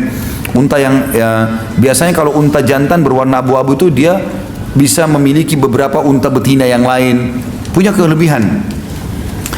Dia memporak-porandakan musuh seperti atau dengan pedangnya, dia memporak-porandakan musuh dengan pedangnya dan tidak ada yang bisa menahannya. Demi Allah, kata Wahsy. Ini Wahsy cerita setelah masuk Islam ya. Dia mengatakan, demi Allah saat itu aku sedang mengincarnya dan menginginkannya. Aku bersembunyi di balik pohon atau batu agar dia mendekat kepadaku. Tiba-tiba Siba' bin Abdul Izzah mendahuliku kepadanya. Ketika Hamzah melihatnya, dia berkata, mendekatlah wahai anak wanita tukang khitan, ya. Wahsy berkata, maka Hamzah menebasnya tepat di kepalanya. Jadi rupanya si Siba' bin Abdul Uzza ini ibunya itu tukang khitan di Mekah. Maka Hamzah ini kancah peperangan bisa diucapkan ya. Kalau di luar kancah peperangan kita nggak boleh nganggap remeh orang. Tapi di kancah peperangan dia menjatuhkan semangatnya si musuh. Dia bilang, kalau mau lawan saya, mendekatlah wahai anaknya wanita tukang khitan, gitu. Begitu mendekat, ditebas lehernya sama Hamzah seketika. Wahsy menceritakan itu. Dan itu tepat di depan matanya Wahsy. Wahsy melihatnya. Wahsy melanjutkan, lalu aku menyiapkan tombakku. Ketika yakin dia tepat sasaran, aku melemparkannya dengan kuat kepadanya. Tombak itu tepat bersarang di pusar perutnya sampai tembus ke balik tubuhnya. Hamzah berusaha untuk mendekat kepadaku, artinya sudah kena tombak, tembus. Hamzah melihat Wahsy yang kejar. Kata Wahsy, dia sempat mengejarku dan aku pun ketakutan ini. Jangan sampai Hamzah bisa membunuhnya. Padahal tombak sudah tembus. Belum pernah ada orang kena tombak tembus masih bisa lari, masih bisa menyerang gitu. Hamzah berusaha untuk mendekat kepadaku, tetapi dia tidak kuasa melakukannya. Aku membiarkannya sampai dia gugur. Lalu aku mendekatinya dan mengambil tombakku kemudian kembali ke markas. Aku tetap duduk di sana karena aku tidak lagi mempunyai kepentingan selain itu. Aku membunuh Hamzah agar aku bisa merdeka. Wahsy berkata lagi, aku pulang ke Mekah dan aku dimerdekakan. Aku tinggal di Mekah sampai Rasulullah SAW menaklukkannya. Dan aku kabur ke Taif. Jadi Wahsy salah satu dari 10 orang yang diperintahkan Nabi untuk dibunuh. Termasuk seperti kita bahas bulan lalu, Ikrimah bin Abi Jahal yang juga masuk dalam 10 daftar itu. Kata Wahsy, waktu Nabi SAW melakukan Mekah, aku pun lari ke Taif dan tinggal di sana. Ketika delegasi Taif datang kepada Nabi SAW untuk masuk Islam, aku tidak lagi menemukan jalan untuk berlari. Lalu aku berkata kepada diriku, aku akan pergi ke Syam atau ke Yaman atau kemana? Demi Allah pada saat itu aku berfikir demikian. Tiba-tiba seorang laki-laki berkata kepadaku, celaka engkau, demi Allah, Muhammad tidak akan membunuh seorang pun yang masuk ke dalam agamanya dan bersaksi dengan kesaksiannya. Ini makhluk Islam. Manakala aku mendengarkan kata-katanya, aku pun pergi segera menemui Rasulullah SAW di Madinah. Tidak ada yang mengejutkan beliau kecuali kehadiranku yang telah berdiri di hadapannya dan aku mengucapkan syahadat kebenaran. Ketika Nabi SAW melihatku, beliau mengasihkan, apakah engkau Wahsy? Aku menjawab, benar wahai Rasulullah. Nabi SAW mengatakan, duduklah dan ceritakan kepadaku bagaimana engkau membunuh Hamzah. Wahsy berkata, maka aku menceritakannya kepada beliau. Selesai aku berkisah, beliau pun bersabda, sungguh sayang, jauhkanlah wajahmu dariku, aku tidak ingin melihatmu. Jadi sudah syahadat, tapi Nabi bilang, mulai sekarang jangan kau selalu ada di wajahku. Bertemu ya silakan, tapi untuk ngobrol menjadi orang yang selalu di depanku jangan, karena aku khawatir nanti akhirnya aku mengingat pamanku dan akhirnya membenci seorang muslim, ya, seperti itulah. Wahsy berkata, setelah itu aku selalu menghindar dari Rasulullah SAW sehingga beliau tidak melihatku sampai beliau pun wafat. Wahsy berkata, masih lanjutan satu paragraf lagi, ketika kaum muslimin berangkat untuk menyerang Musailam al-Kadzab. Jadi di zaman Nabi SAW meninggal ada orang yang mengaku sebagai Nabi tapi dusta, namanya Musailam al-Kadzab. Aku berangkat bersama mereka setelah syahadat tadi ya, membawa tombak yang dulu aku gunakan untuk membunuh Hamzah. Ketika kedua pasukan bertemu, aku melihat Musailamah dengan pedang di tangannya. Demi Allah aku tidak mengenalnya. Tiba-tiba seorang laki-laki Ansar mengincarnya dari sisi yang lain. Masing-masing dari kami mengincarnya. Ketika pulang itu pun tiba, aku melepaskan tombakku dan menancap tepat di tubuhnya. Lalu orang Ansar itu melengkapinya dengan menebasnya dengan pedang. Hanya Allah yang mengetahui siapa dari kami yang membunuhnya. Jika aku yang membunuhnya, maka aku telah membunuh sebaik-baik orang setelah Rasulullah SAW, yaitu Hamzah. Dan aku juga telah membunuh seburuk-buruk orang, maksudnya adalah Musailamah al-Kadzab. Dan ini sanadnya kuat, disebutkan oleh Ibnu Hisham dalam kitab sirahnya, Ibnu Athir juga dalam Usudul Ghabah, dan Ibnu Abdul Bar juga dalam Al-Isti'ab, ya. Dan seterusnya ada beberapa orang yang menyebutkan masalah ini. Dalam riwayat lain teman-teman sekalian dikatakan Wahsy berkata, pada saat aku berusaha menombak Hamzah, maka aku ketakutan karena dikejar olehnya. Kemudian aku pun berusaha melemparnya dari jarak jauh. Sampai akhirnya tombak itu tersasarkan ke perutnya dan tembus ke belakang. Dia pun sempat mengejarku dan aku ketakutan jangan sampai Hamzah mendapatiku. Itu tambahan riwayat. Riwayat yang lain, riwayat juga tambahan di akhirnya mengatakan, aku pun pada saat itu gelisah semenjak Nabi SAW tidak mau melihat wajahku. Nah, artinya Wahsy untuk menghindar, ya. Maka dia mengatakan, aku merasa ini dosa yang sangat besar dan aku tidak bisa mengobatinya kecuali aku harus membunuh musuh Allah yang juga besar sehingga bisa mengobatinya. Maka pada saat terjadi perang melawan Musailamah al-Kadzab di zaman Abu Bakar radhiyallahu anhu, maka aku pun ikut dan aku pun mencari Musailamah al-Kadzab sampai aku melihatnya dan aku mempersiapkan tombakku yang aku gunakan untuk membunuh Hamzah dulu dan aku melemparkan di titik yang sama. Jadi dulu di perutnya, ini juga di perutnya, sampai tembus ke belakang, sebagaimana dulu Hamzah terbunuh. Kemudian aku mencabut tombakku dan aku pun mengatakan kalau aku membunuhnya, dan ada orang Ansar datang menebasnya dengan pedang. Maka aku mengatakan aku telah membunuh manusia yang paling buruk sebagai balasan telah membunuh manusia yang terbaik, maksudnya Hamzah. Seperti itulah riwayatnya.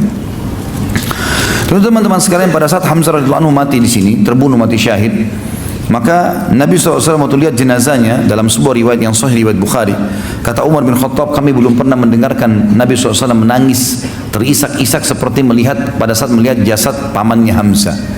Ternyata muslimin terdesak pada saat perang sudah mulai banyak yang kalah, maka muslimin terdesak dan Nabi SAW kita tahu dipukul oleh Ibnu Qami'ah, ya, sampai pelipis beliau berdarah alaihissalam, pipi beliau tertancap dengan besi, ya, sampai Abu Talha menarik dengan giginya, gitu kan. Talha bin Ubaidillah menarik dengan giginya, gitu kan, sampai giginya tanggal. Kemudian ada beberapa sahabat-sahabat yang membela Nabi SAW sampai akhirnya terdesak sekali karena pundak kanan dan pundak kiri Nabi dipukul oleh Ibnu Qami'ah. Ini sudah kita ceritakan pada saat menceritakan sahabat Nabi Mus'ab bin Umair radhiyallahu anhu. Ringkas cerita muslimin naik ke atas gunung dan akhirnya Abu Sufyan mengatakan telah terjadi, tentu ada dialog di situ tapi yang jelas kita ringkaskan saja. Kata Abu Sufyan, telah terjadi mutilasi di pasukan kalian dan itu bukan saya yang perintahkan. Saya tidak larang, saya juga tidak perintahkan. Maka jangan bawa-bawa ini kepada saya gitu. Ternyata memang Hindun pada saat mendengarkan, melihat Wahsy mengatakan, "Hai Wahsy, di kancah peperangan, apa kau berhasil membunuh Hamzah?" Dia bilang, "Iya, berhasil." Kata Hindun, "Mana dia?" "Cari jasadnya." Dicari jasadnya, gitu kan. Dan ditemukan Hamzah, ternyata dia meletakkan bulu burung merpati di baju besinya. Itu ciri khasnya beliau. Dan nanti dikenalnya Hamzah juga pada saat itu karena adanya bulu itu yang dipenuhi dengan darah. Maka Hamzah Wahsy pun mengatakan, "Itu sana, yang di dadanya ada bulu merpati." Hindun pun mendekat, lalu Hindun menyuruh agar hidungnya dipotong, radhiyallahu anhu. Kemudian juga dibelah dadanya dan dikeluarkan jantungnya. Ya, Hindun pun berusaha memakannya karena jengkelnya ayahnya dan pamannya terbunuh, tapi dia tidak mampu dan dia membuangnya. Jadi pemandangan yang sangat luar biasa. Bayangkan kalau paman kita seperti ini, hidungnya terpotong, darah semuanya, kemudian dadanya terbelah dan jantungnya kecabut dan dibuang begitu saja di situ. Maka Nabi SAW waktu itu menangis terisak-isak. Tapi wahyu datang. Jibril datang menyampaikan kepada Nabi SAW dan mengatakan, dan beliau menyabdakan ini kepada para sahabatnya, Hamzatu sayyidu syuhada'i yawmal qiyamah. Hamzah ini pemimpinnya para syuhada di hari kiamat nanti. Jadi enggak usah kau sedih hai Muhammad, ini bukan cuma mati syahid biasa, dia akan jadi pemimpin para syuhada di sana, ya, di akhirat nantinya. Tentu teman-teman sekalian, ada banyak riwayat yang menjelaskan tentang masalah keutamaan Hamzah ini, ya. Di antaranya tentu Nabi SAW menyebutkan dalam hadis, dan kalau teman-teman yang pegang bukunya bisa melihat di halaman 288 dari Ibnu Abbas radhiyallahu anhu diriwayatkan bahwasanya Nabi SAW bersabda, "Lamma usiba ikhwanukum bi Uhudin, ja'alallahu arwahahum fi ajwafi tayrin khudrin taridu anharal jannah wa ta'kulu min thamariha wa ta'wi ila kanadila min dhahabin mu'allakatin fi dhillil arsh falamma wajadu tiba ma'kalihim wa mashrabihim wa makilihim qalu man yuballighu ikhwanana anna annana ahya'un fil jannati nurzaqu li alla yankilu 'indal harbi wa la yazhadu fid jihad." Qala Allah, ana uballighuhum ankum fa unzilat wa la tahsabanna alladhina qutilu fi sabilillahi amwata bal ahya'u inda rabbihim yurzaqun. Yang artinya, kata Nabi SAW, ketika saudara-saudara kalian gugur dalam perang Uhud, diantaranya Hamzah, Allah menjadikan ruh-ruh mereka di dalam perut burung berwarna hijau yang mendatangi sungai-sungai di surga. Mereka memakan buah-buahannya dan bertengkar di lentera-lentera dari emas yang tergantung di bawah naungan arsy. Ketika mereka mendapatkan makanan, minuman dan tempat tinggal yang baik, mereka berkata, "Siapa yang akan menyampaikan ini kepada saudara-saudara kami yang beriman di dunia? Bahwasanya saat ini kami hidup di surga dalam keadaan diberi rezeki, agar mereka tidak menolak untuk berangkat berjihad dan bersikap menahan diri dari jihad." Allah pun berfirman kepada mereka, "Aku yang akan menyampaikan secara langsung dari kalian untuk mereka." Maka turun dalam firman Allah dalam surah Al-Imran ayat 169, "Dan janganlah sekali-kali kalian mengira bahwa orang-orang yang gugur di jalan Allah itu mati, sebenarnya mereka itu hidup di sisi Rabb mereka dan mendapatkan rezeki." Maka kami pun bertanya kepada Nabi SAW dalam riwayat yang lain juga tentang ayat ini. Maka Nabi pun bersabda, "Arwahuhum fi jawfi tayrin khudrin laha kanadilu mu'allakatun bil arsh tasrahu minal jannati haitsu sya'at ثم تأوي إلى تلك الكناديل فاطلع إليهم ربهم اطلاعة فقال هل تشتهون شيئا قالوا أي شيء نشتهي ونحن نسرح من الجنة حيث شئنا ففعل ذلك بهم 3 مرات فلما رأوا أنهم لم يتركوا من أن يسألوا قالوا يا ربي نريد أن ترد أرواحنا في أجسادنا حتى نقتل في سبيلك مرة أخرى فلما رأى an laisa lahum hajatun turiku." Ruh-ruh mereka, kata Nabi SAW, berada di perut burung yang berwarna hijau. Ini Allah alam seperti apa burungnya, yang jelas mereka berada ruhnya di situ disimpan. Setiap satu mujahid ruhnya di satu burung itu, ya, disimpan. Ia mempunyai lentera-lentera yang bergantung pada arsy, seperti tempat-tempat burung-burung ini, ya, bertengker. Ia hilir mudik di dalam surga sesukanya. Kemudian ia bertengkar di lentera-lentera tersebut. Lalu Rabb mereka melongok kepada mereka atau melihat mereka, lalu berfirman kepada para ruh mujahidin, apakah kalian menginginkan sesuatu? Mereka menjawab, apa yang kami inginkan sementara kami hilir mudik di surga sesuka kami. Lalu Allah melakukan hal itu kepada mereka sebanyak 3 kali. Diulangi, mau sesuatu enggak? Mereka menjawab juga sama, ya Allah, apalagi? Kami sudah bolak-balik masuk surga sementara orang lain belum masuk ke dalamnya. Kami seperti sudah menikmati fasilitasnya. Kemudian mereka melihat, karena terus saja ditanya oleh Allah, maka mereka pun menjawab. Padahal sudah lihat surga ini. Apa yang mereka jawab? Ya Rabbi, wahai Tuhan kami. Ya Rabbana, wahai Tuhan kami. Kami ingin Engkau mengembalikan ruh kami ke jasad kami, sehingga kami terbunuh lagi di jalan-Mu sekali lagi. Ketika Allah melihat bahwa mereka tidak lagi memendam hajat, maka mereka pun dibiarkan. Yang dimaksud ini teman-teman sekalian adalah para mujahidin, angan-angan mereka yang sudah mati, tinggal tunggu ditusuk oleh musuh atau kena bom atau apa saja, maka mereka tidak punya keinginan lain, tidak ingin lagi ketemu istri anaknya, tidak ingin lagi pekerjaannya. Yang dia ingin kembali masuk ruhnya di jasadnya, perang lagi, dibunuh lagi oleh musuh. Saking besarnya pahala yang telah dijanjikan oleh Allah Subhanahu wa taala. Di dalam riwayat lain, pada saat Nabi SAW melihat jasadnya Hamzah radhiyallahu anhu di Uhud, dari Anas radhiyallahu anhu meriwayatkan, dan hadis ini diriwayatkan dengan sanad hasan oleh Imam Ahmad nomor 128 dan Abu Daud 3136. Di perang Uhud Rasulullah SAW berdiri di depan jasad Hamzah yang telah dipotong hidungnya dan dimutilasi. Maka beliau bersabda, kalau aku tidak khawatir Sofiyah akan bersedih, niscaya aku akan membiarkannya sehingga Allah membangkitkan dari perut binatang dan burung pemangsa daging. Maksudnya adalah Allah SWT akan membangkitkan Hamzah dalam kondisi seperti ini. Karena kan biasanya orang kalau mati jasadnya dikerumuni oleh burung gitu. Karena ini memang sebuah fadilah, mati dalam syahid. Yang dimaksud dengan Sofia adalah tantenya Nabi SAW, jadi saudaranya Hamzah, yang memang sedih kalau meninggal saudaranya. Ada yang mengatakan Sofia juga anak Hamzah. Hamzah lalu dikafani dengan sehelai kain. Jika kepalanya ditutupi dengannya, maka kedua kakinya terlihat, dan jika kedua kakinya ditutupi dengannya, maka kepalanya terlihat. Nabi SAW tidak mensolati seorang pun dari para syuhada. Nabi SAW bersabda, aku akan menjadi saksi bagi mereka.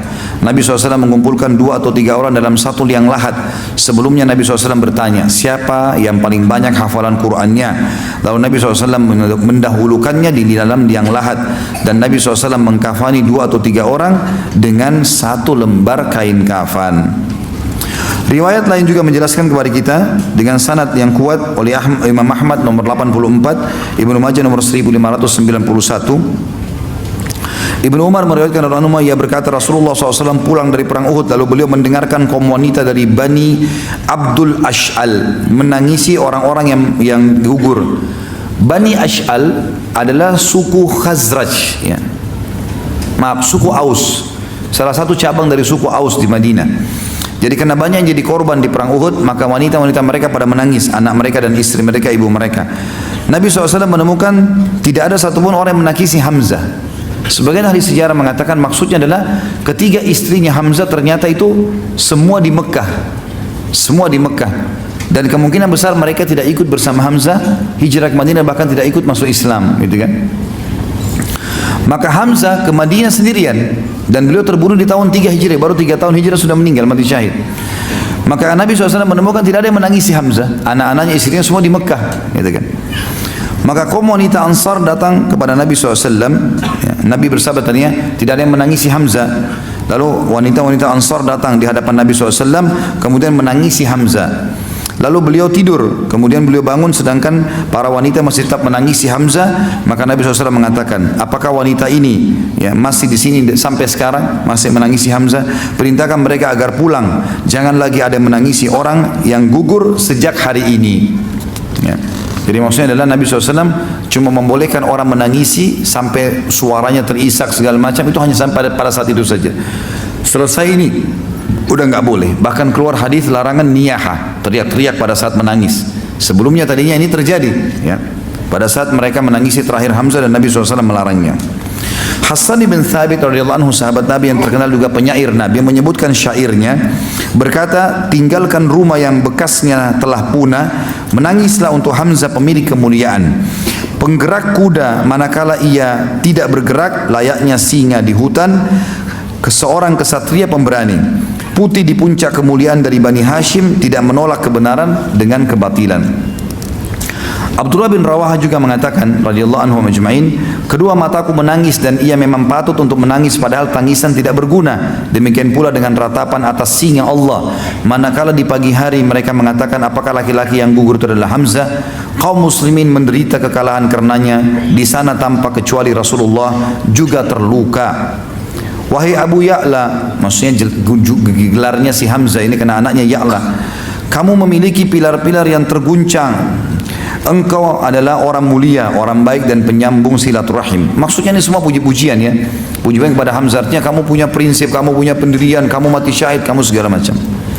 Sofiyah binti Abdul Muttalib radhiyallahu anha, saudarinya Hamzah, berkata, Rob yang maha besar pemilik arsh memanggilnya sekali ke surga. Di sana dia akan hidup dengan kebahagiaan. Itulah yang kami harapkan dan kami idam-idamkan untuk Hamzah di hari kebangkitan sebaik-baik tempat kembali. Demi Allah, aku tidak melupakanmu selama angin sibak berhembus. Artinya selama angin padang pasir terhembus. Aku menangis dan bersedih untukmu ketika aku tinggal atau bepergian. Untuk singa Allah, di mana dia adalah seorang pemuka yang mulia, membela agama Islam melawan setiap orang kafir. Aku berkata dan keluargaku telah mengumumkan berita kematiannya. Semoga Allah membalas saudaraku dan pelindungku sebaik-baiknya. Abdurrahman ibn Auf, teman-teman sekalian, sahabat Nabi yang tidak kenal namanya, masyhur, 10 orang dijamin masuk surga. Dia dianggap bahkan oleh Umar bin Khattab adalah orang yang paling layak jadi khalifah setelah Umar meninggal. Tapi Umar tidak mau menunjukkan begitu saja. Dan terkenal sekali dengan soalan, dia memberikan atau mengungkapkan kalau Hamzah lebih afdal dari dia.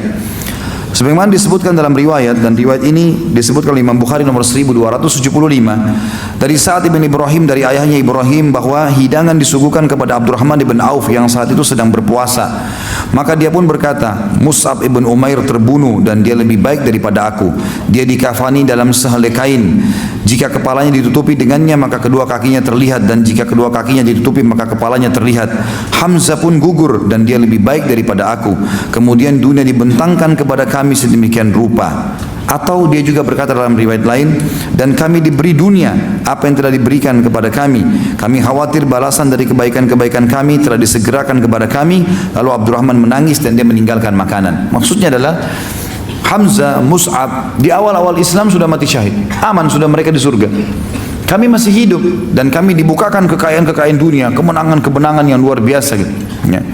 Sampai Abdurrahman ibn Auf masih hidup di zaman Umar bin Khattab yang ada ekspansi Islam ke Syam dan Persia. Maka dia mengatakan, kami khawatir jangan sampai nanti ini dunia dibuka, ini kebaikan akhirat sudah didahulukan, sementara Hamzah dan Mus'ab justru mendapatkan kebaikan yang sangat banyak. Salah satu hal yang terjadi yang sangat besar dan merupakan kelebihan daripada Hamzah radhiyallahu anhu adalah beliau dimandikan oleh malaikat jenazahnya.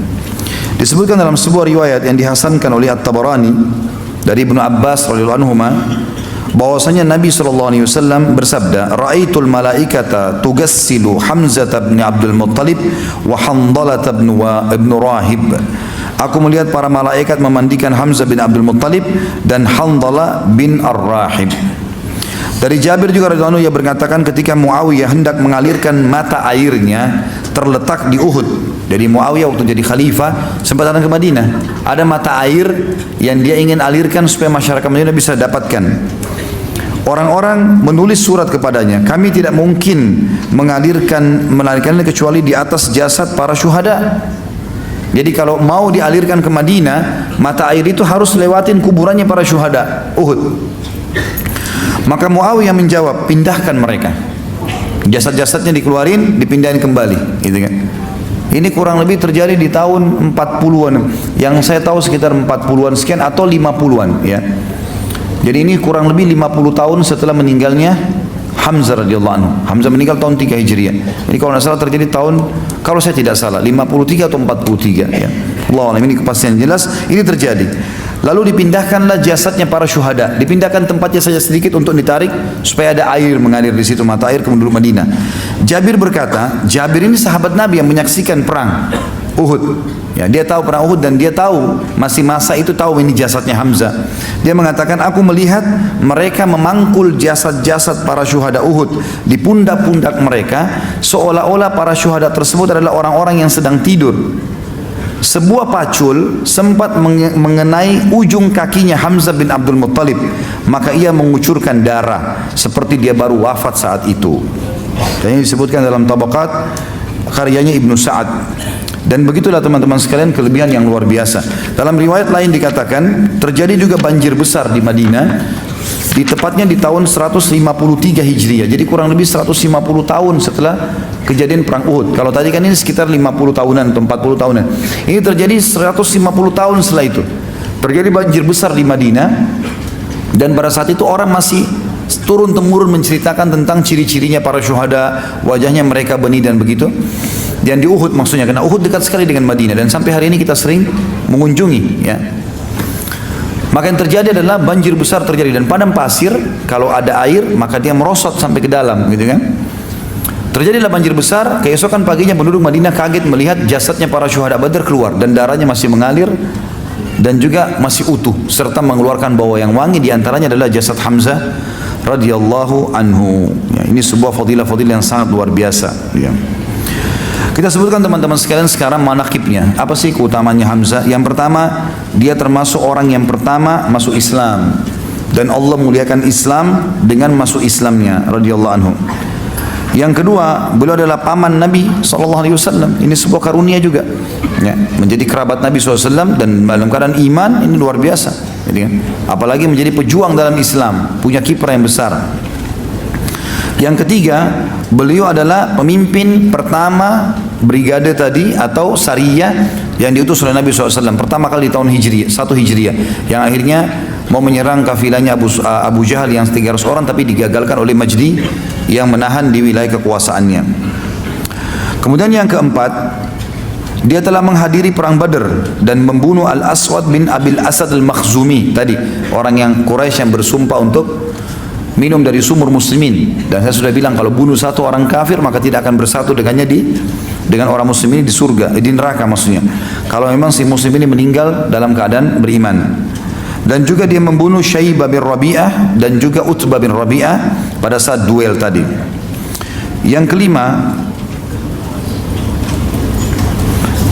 turunnya ayat surah Al-Hijr ayat 19 tadi kepada Hamzah, Ali dan Ubaidah radhiyallahu anhum ajma'in, yang bunyinya tadi Al-Hijr 19, a'udzubillahi minasyaitonir rajim, hadzani khasmani ikhtasamu fi rabbihim.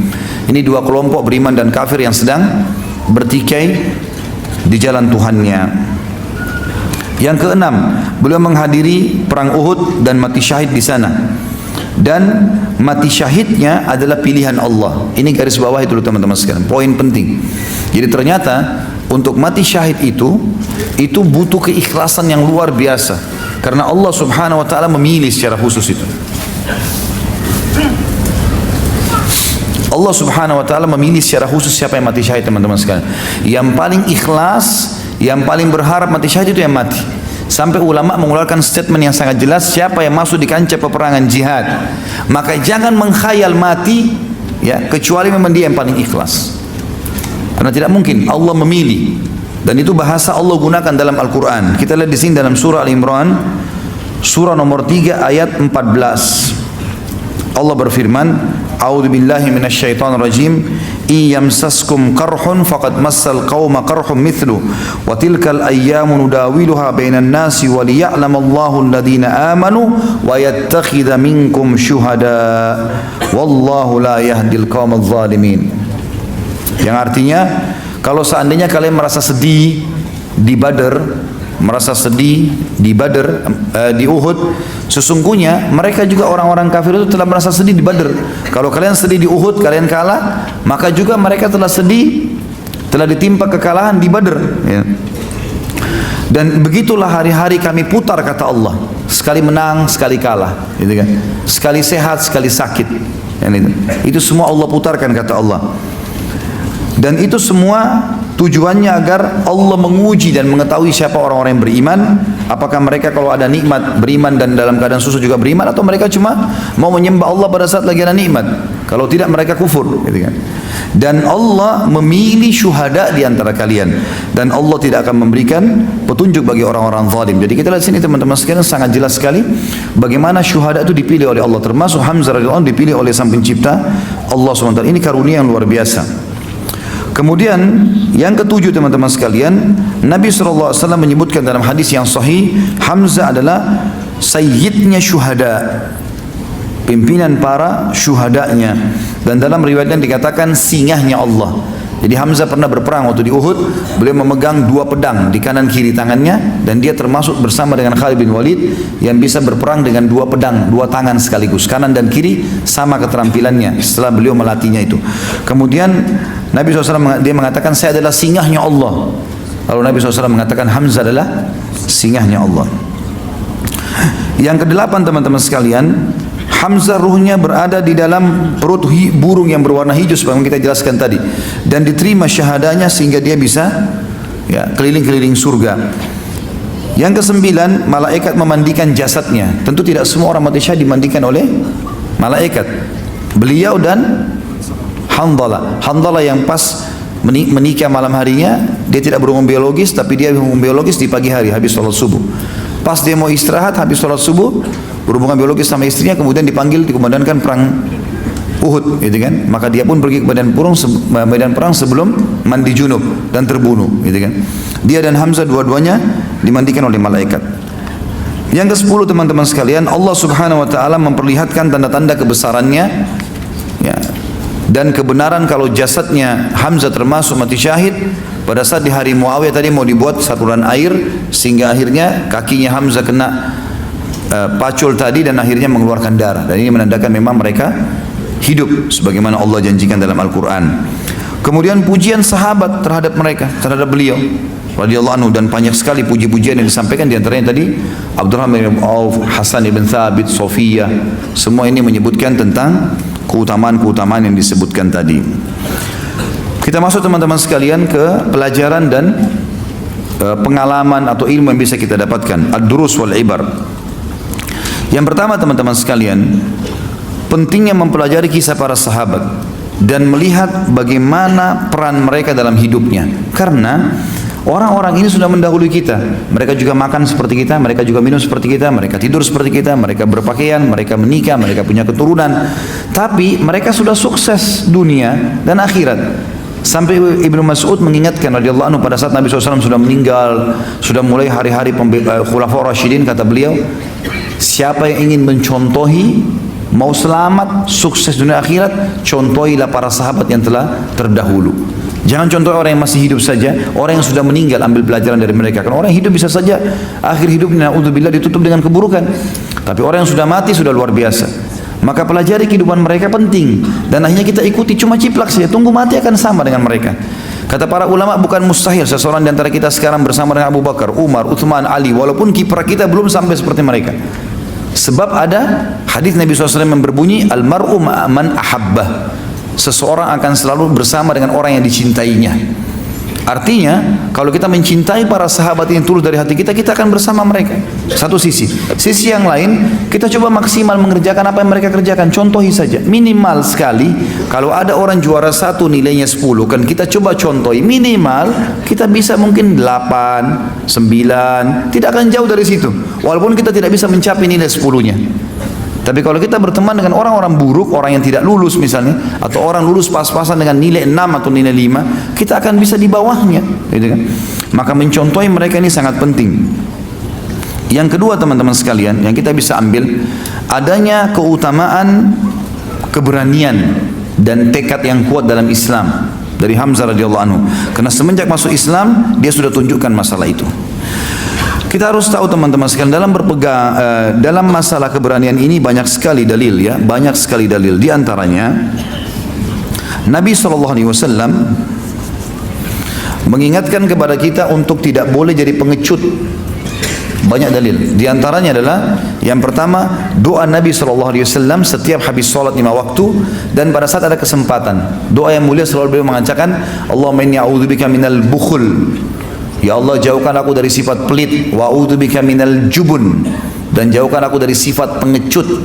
Wa a'udzubika min an uraddu ila ardhalil umur, dan ya Allah lindungi aku jangan sampai aku hidup sampai waktu pikun. Wa a'udzubika min fitnatid dunya wa min adzabil qabr, dan jauhkan aku dari fitnah dunia dan juga azab atau siksa kubur.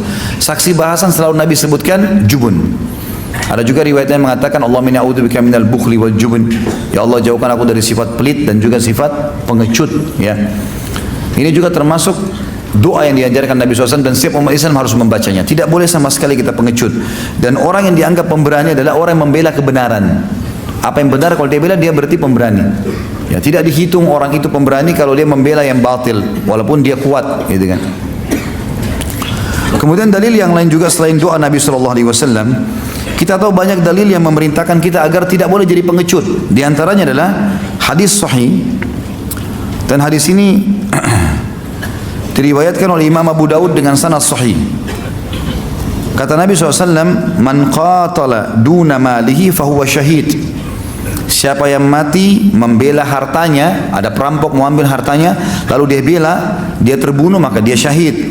Wa man mata duna ahlihi fahuwa syahid. Siapa yang mati dalam keadaan membela keluarganya, istri anaknya yang mau diserang oleh orang atau mau diperkosa, naudzubillah atau apa saja, dia terbunuh, maka dia syahid. Wa man mata duna damihi fahuwa syahid. Barang siapa yang mati membela darahnya supaya dia tidak dilukai, maka dia syahid kalau terbunuh. Wa man mata duna dinihi fahuwa syahid. Dan siapa yang membunuh atau mati terbunuh karena membela agamanya, maka dia juga mati syahid. Juga dalam hadis Nabi SAW, teman-teman sekalian, dan ini berarti menandakan luar biasa tidak boleh jadi pengecut, harus pemberani. Kalau sudah kebenaran bela, walaupun terbunuh. Dan yakinlah teman-teman sekalian, kita tidak akan pernah mati kecuali ajal datang. Ini poin penting. Tidak boleh sama sekali orang muslim jadi pengecut. Di dalam hadis yang sahih riwayat Imam Muslim dari Abu Hurairah radhiyallahu anhu, beliau berkata, "Ja'a rajulun ila Nabi sallallahu alaihi wasallam." Seseorang telah datang kepada Nabi sallallahu alaihi wasallam, faqal. Beliau berkata, orang itu berkata, "Ya Rasulullah, wahai utusan Allah, ara'aita in ja'a rajulun yuridu akhdha mali?" Bagaimana pendapat anda kalau seandainya ada orang yang mau merampas hartaku? Qala la tu'tihi malak. Jangan pernah kau berikan hartamu. Ada orang minta, jangan kasih. Dengan apalagi merampok. Beda orang minta mengemis, bukan. Ini orang datang mau merampok, jangan dikasih. Lawan, ya. Dan jangan kasih. Qala ara'aita in qatalani, ya Rasulullah, kalau dia memerangiku, dia menyerangku, dia memaksa, dia akan membunuhku. Qala qatilhu, kata Nabi, lawan dia. Suruh lawan. Bukan Nabi bilang mengalah aja. Kasih hartamu enggak? Lawan. Qatilhu. Qala ara'aita in qatalani, ya Rasulullah, kalau dia sempat membunuhku bagaimana? Qala fa anta syahid. Kau mati syahid. Sama mendapatkan syahadanya orang-orang di medan perang. Walaupun yang mengganggu dia seorang muslim tapi penjahat. Ini poin penting teman-teman muslim. Maka tidak boleh pengecut sama sekali. Qala ara'aita in qataltuhu? Qala fa huwa finnar. Bagaimana ya Rasulullah kalau saya membunuhnya? Kata Nabi, dia masuk neraka. Dianya masuk neraka. Karena tidak sempat taubat kan? Dia kan memang merampok, lalu dibunuh, dia akan masuk neraka. Kalau dia muslim, dibersihin dulu dosanya baru dia masuk surga. Tapi dia akan masuk ke dalam api neraka. Riwayat yang lain, riwayat Imam Nasai teman-teman sekalian, bahwasanya Abu Hurairah mengatakan, ja'a rajulun ila Nabi sallallahu alaihi wasallam, seseorang datang kepada Nabi sallallahu alaihi wasallam, ar-rajulu ya'tini fayuridu mali. Bagaimana pendapat anda wahai utusan Allah kalau seseorang datang ingin mengambil hartaku? Qala dzakirhu billah. Kalau kau bisa ingatkan dia agar takut kepada Allah. Qala fa illam yatadzakkar. Kalau orang itu tidak mau diingatkan, enggak boleh, ini haram, jangan mencuri, jangan merampok, dia enggak mau. Qala fasta'in alaihi man haulaka minal muslimin. Minta tolonglah kepada siapa saja muslim di sekitarmu agar membantu kau melawannya. Qala fa illam yakun, kalau seandainya tidak ada seorang muslim pun, qala fasta'in bis sultan. Coba minta tolong sama pemerintah setempat, kata Nabi. Qala fa in na'iyas sultanu anni, kalau sultan atau pemerintah enggak mau peduli lagi dengan aku sudah laporkan tidak mau tahu. Qala qatil duna malika hatta takuna syuhada al-akhirah atau tamna' malik. Engkau boleh berperang melawannya, ya. Kalaupun kau terbunuh, kau akan menjadi orang mati syahid di akhirat nanti, atau kau akan mendapatkan hartamu. Yang jelas kita mau simpulkan teman-teman, tidak ada sifat pengecut dalam Islam. Dan kita tahu termasuk dosa besar dalam hadis Bukhari Muslim, orang yang lari dari kancah peperangan. Berhadapan sama musuh teman-teman, senyum. Dan ucapkan dengan jiwa antum supaya berani, surga di depan mata. Itu kalimatnya, motivasi. Dan itu selalu dikatakan para sahabat. Untuk saling motivasi, musuh sudah depan mata, mereka tersenyum semuanya. Bahkan di antara mereka ada yang saling berpelukan dan mengatakan berita gembira, semoga kita bisa bertemu dengan ini di surga. Ada yang mengatakan jangan lupa kalau kau mati duluan, ya syafaatmu untukku, dan jangan lupa, dan saya juga tidak akan lupa kalau saya mati saya akan berikan syafaatku. Mereka saling senyum, luar biasa kalau mereka melihat kematian itu, gitu kan? Karena mereka tahu mati sebuah pintu yang menuju kepada kehidupan abadi. Mati bukan akhir segalanya, tapi awal segalanya. Itu kalimat penting, karena awal kehidupan abadi, akhir kehidupan dunia, tapi awal dari segalanya. Maka jangan pernah takut kalau membela kebenaran, walaupun harus mati. Ini sebuah prinsip dasar dalam Islam.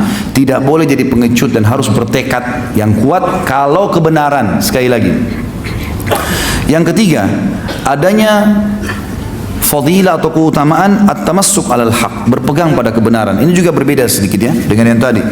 Tadi itu keberanian orang untuk tidak boleh jadi pengecut. Sekarang berpegang pada kebenaran, maksudnya berpegang pada Islam, teman-teman sekalian.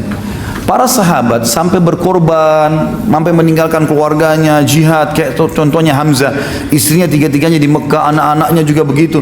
Kemudian dia pergi berperang, ya, pergi ke Madinah, hijrah, luar biasa itu, demi kebenaran semuanya.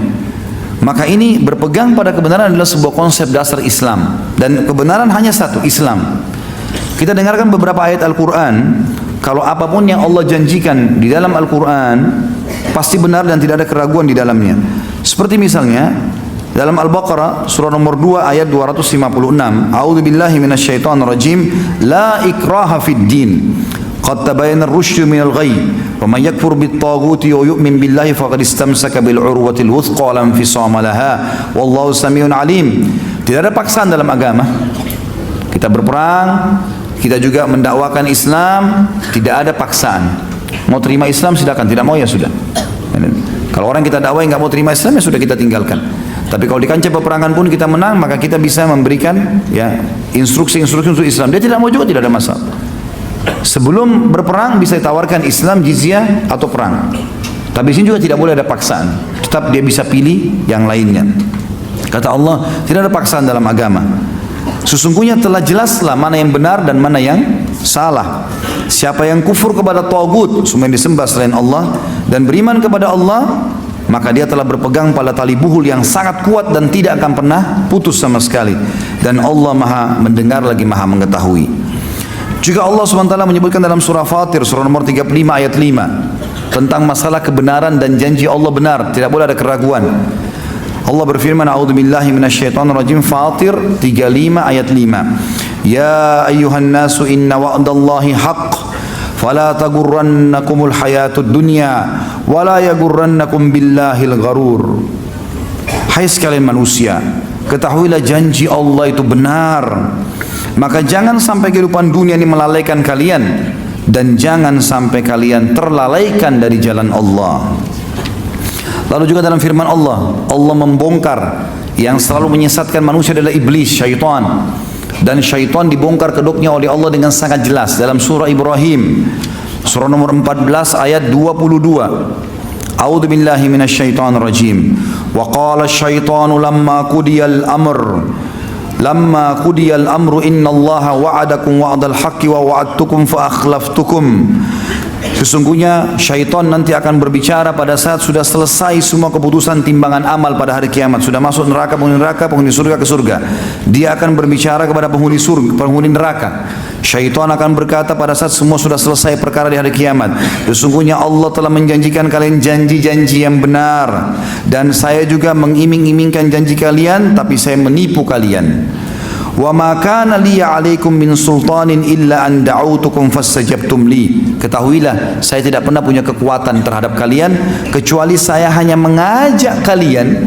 Kalian salah sendiri kenapa dengarin saya. Syaitan cuma bisikin. Jangan sholat, tunda aja, tidak usah begini, buat aja, nggak apa-apa. Itu semua syaitan. Kita tepis, selesai. Kalau kita misalnya diajak syaitan jangan sholat, lalu kita tidak mau sholat, lalu syaitan menjelma cekik kita, itu lain. Ini enggak ada. Bisikan saja. Jadi orang yang mengatakan syaitan kuat, dia sendiri syaitan. Nah, dari mana syaitan kuat? Allah bilang inna qiyada syaitan kana dha'ifa. Syaitan itu lemah, harus kita yang kuat. Tidak boleh lagi terlalaikan.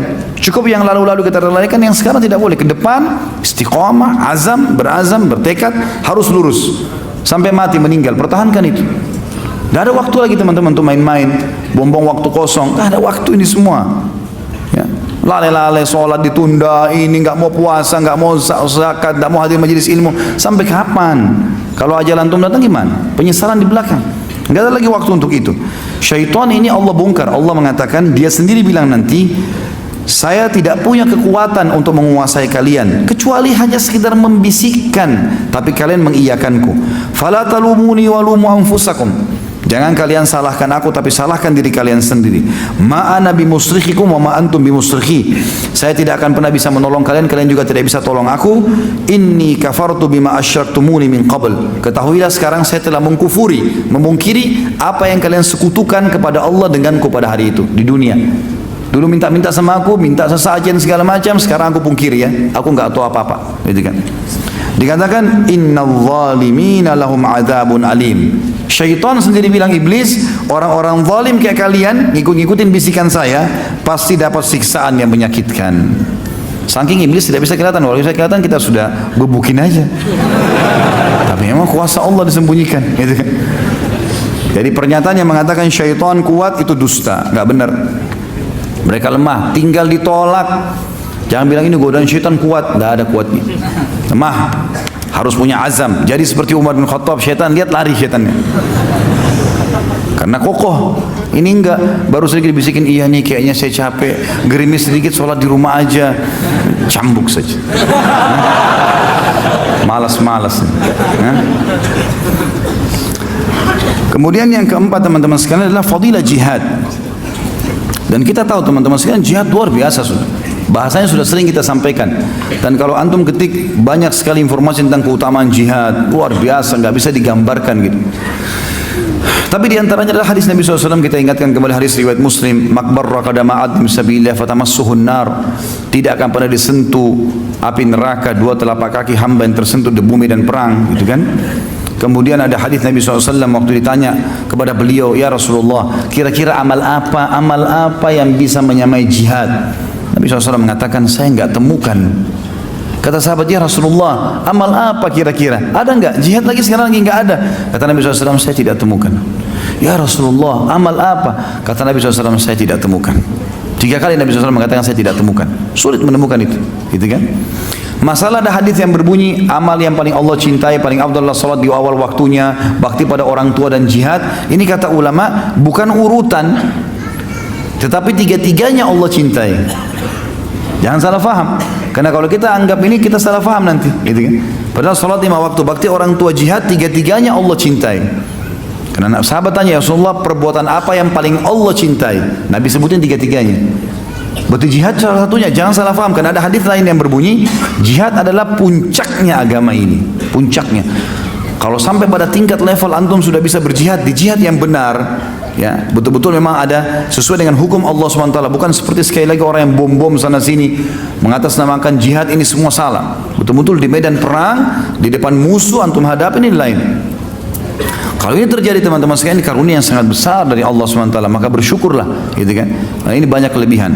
Tentu ini sudah pernah kita sebutkan teman-teman sekalian. Yang sekarang saya mau fokus adalah yang kelima, tentang fadilah syahadah atau fadilah orang mati syahid. Jadi sama saya sebenarnya fadilah jihad, tapi saya coba lebih fokus masalah ini. Kita mulai dengan hadis yang pertama, Ibnu Majah meriwayatkan dengan sanad sahih nomor 2788. Disebutkan Abu Hurairah anhu meriwayatkan an Abu Hurairah anhu anin Nabi sallallahu alaihi wasallam an Abi Hurairah radhiyallahu anhu anin Nabi sallallahu alaihi wasallam qala dzakara asy-syuhada'u 'inda an-nabi sallallahu alaihi wasallam faqala la tajifful arda min dami syahid hatta tabtadira zawjatahu ka'annahuma zi'rani adallata fasilayhima fi barahi minal ardi wa fi yadi kulli wahidatin minhuma hullatun khairu minad dunya wa ma fiha. Kata Nabi SAW, Abu Hurairah meriwayatkan, tidak akan pernah kering bumi dari darah atau dengan darah syuhada, sehingga kedua istrinya dari bidadari berlomba-lomba menjemputnya. Keduanya seakan-akan perempuan yang menyusui yang kehilangan kedua anak susuannya di tanah yang sangat lapang. Jadi kalau ada seorang ibu, dia punya anak bayi yang sedang dia susui, ya, kemudian dia mencarinya, anaknya hilang di padang pasir yang luas. Bagaimana pada saat dia temukan bayinya? Maka Nabi SAW memberikan isyarat seperti itu sebenarnya. Bagaimana para bidadari menyambut para syuhada ini seperti ibu yang kehilangan susuannya. Dan di setiap tangan dua bidadari itu ada pakaian yang dipakainya yang lebih baik daripada dunia dan seluruh isinya. Dan ini langsung pada saat itu. Pada saat itu. Dan kita sudah banyak mendengarkan bagaimana kisah para syuhada dijemput oleh istri dari bidadari, gitu kan? Jadi ini teman-teman sekalian, kata ulama, seperti kita layani, kita hadapi dunia sekarang, maka kita akan hadapi seperti itu kalau kita mati syahid. Sama persis. Seperti sekarang kita hidup tapi di alam berbeda. Jadi seperti orang yang mimpi bangun tidur, seperti itu. Ini janji Allah, nggak mungkin salah. Demi Allah ini benar. Hadis yang kedua. Hadis ini diriwayatkan Ibnu Majah juga, nomor 2789. Dari Al-Miqdam bin Ma'di Karib radhiyallahu anhu an Rasulillah sallallahu alaihi wasallam qala lisyahidi indallahi sittu khisal yaghfiru lahu fi awwali duf'ati min damihi wa yura maq'adahu min al-jannah wa yujaru min adzabil qabr wa ya'manu min al-faza'il akbar wa yuhalla hullatal iman wa yuzawwaju min al-huril in wa yushfa'u fi 70 insanan min aqaribih. Orang mati syahid mendapatkan 6 sekaligus manfaat di sisi Allah. Yang pertama, semua dosanya diampuni sejak pertama kali darahnya mengalir. Yang kedua, diperlihatkan kedudukannya di surga, langsung lihat istananya di surga. Dan bahkan tadi kita sudah sebutkan, mereka bisa merasakan dan menikmati walaupun belum masuk seperti orang yang mukim selamanya, gitu kan. Yang ketiga, diselamatkan dari siksa kubur. Yang keempat, dibebaskan dari ketakutan yang besar di hari kiamat pembangkitan. Yang kelima, dihiasi dengan perhiasan iman dan dikawinkan dengan bidadari-bidadari. Dan yang keenam, ia akan memberikan 70 syafaat pertolongan kepada kerabatnya. Hadis yang ketiga, riwayat Ibnu Majah juga nomor 2790. Saya baca terjemahnya langsung saja karena hadisnya cukup panjang. Allah Subhanahu wa taala pernah berbicara kepada seseorang, ya, kecuali dari balik hijab. Ini kebetulan Jabir radhiyallahu anhu ayahnya mati syahid. Ayahnya mati syahid. Jabir bin Abdullah mati syahid. Maka kata Nabi SAW, Allah Subhanahu wa taala tidak pernah berbicara kepada seorang pun kecuali dari balik hijab. Tetapi Allah SWT berbicara kepada ayahmu berhadap-hadapan. Allah SWT berfirman, wahai hambaku, mintalah sesuatu dariku, niscaya aku memberikannya kepadamu. Lalu ia berkata, wahai Tuhan, hidupkanlah aku kembali hingga aku terbunuh kembali demi untukmu yang kedua kalinya. Allah SWT berfirman, hal itu telah berlalu dariku. Setelah berlalu dari artinya tidak akan mungkin, sesungguhnya mereka tidak akan dikembalikan, artinya tidak mungkin lagi orang mati bisa hidup. Lalu ia berkata, wahai Tuhan, sampaikanlah kepada orang-orang setelahku. Maka Allah SWT menurunkan ayat Al-Quran tadi yang sudah kita sebutkan dalam Al-Imran 169. Hadis yang lain riwayat Ibnu Majah juga nomor 2791.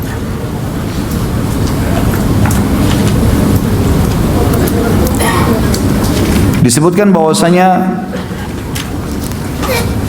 Abdullah menjelaskan tentang firman Allah, maksudnya Abdullah bin Umar, yang bunyinya, janganlah kau mengira orang-orang yang mati syahid itu mati gugur di jalan Allah, tetapi mereka hidup di sisi Tuhan mereka mendapatkan rezeki. Ia berkata, dapatkah kita bertanya tentang hal itu? Nabi SAW mengatakan, tentu saja.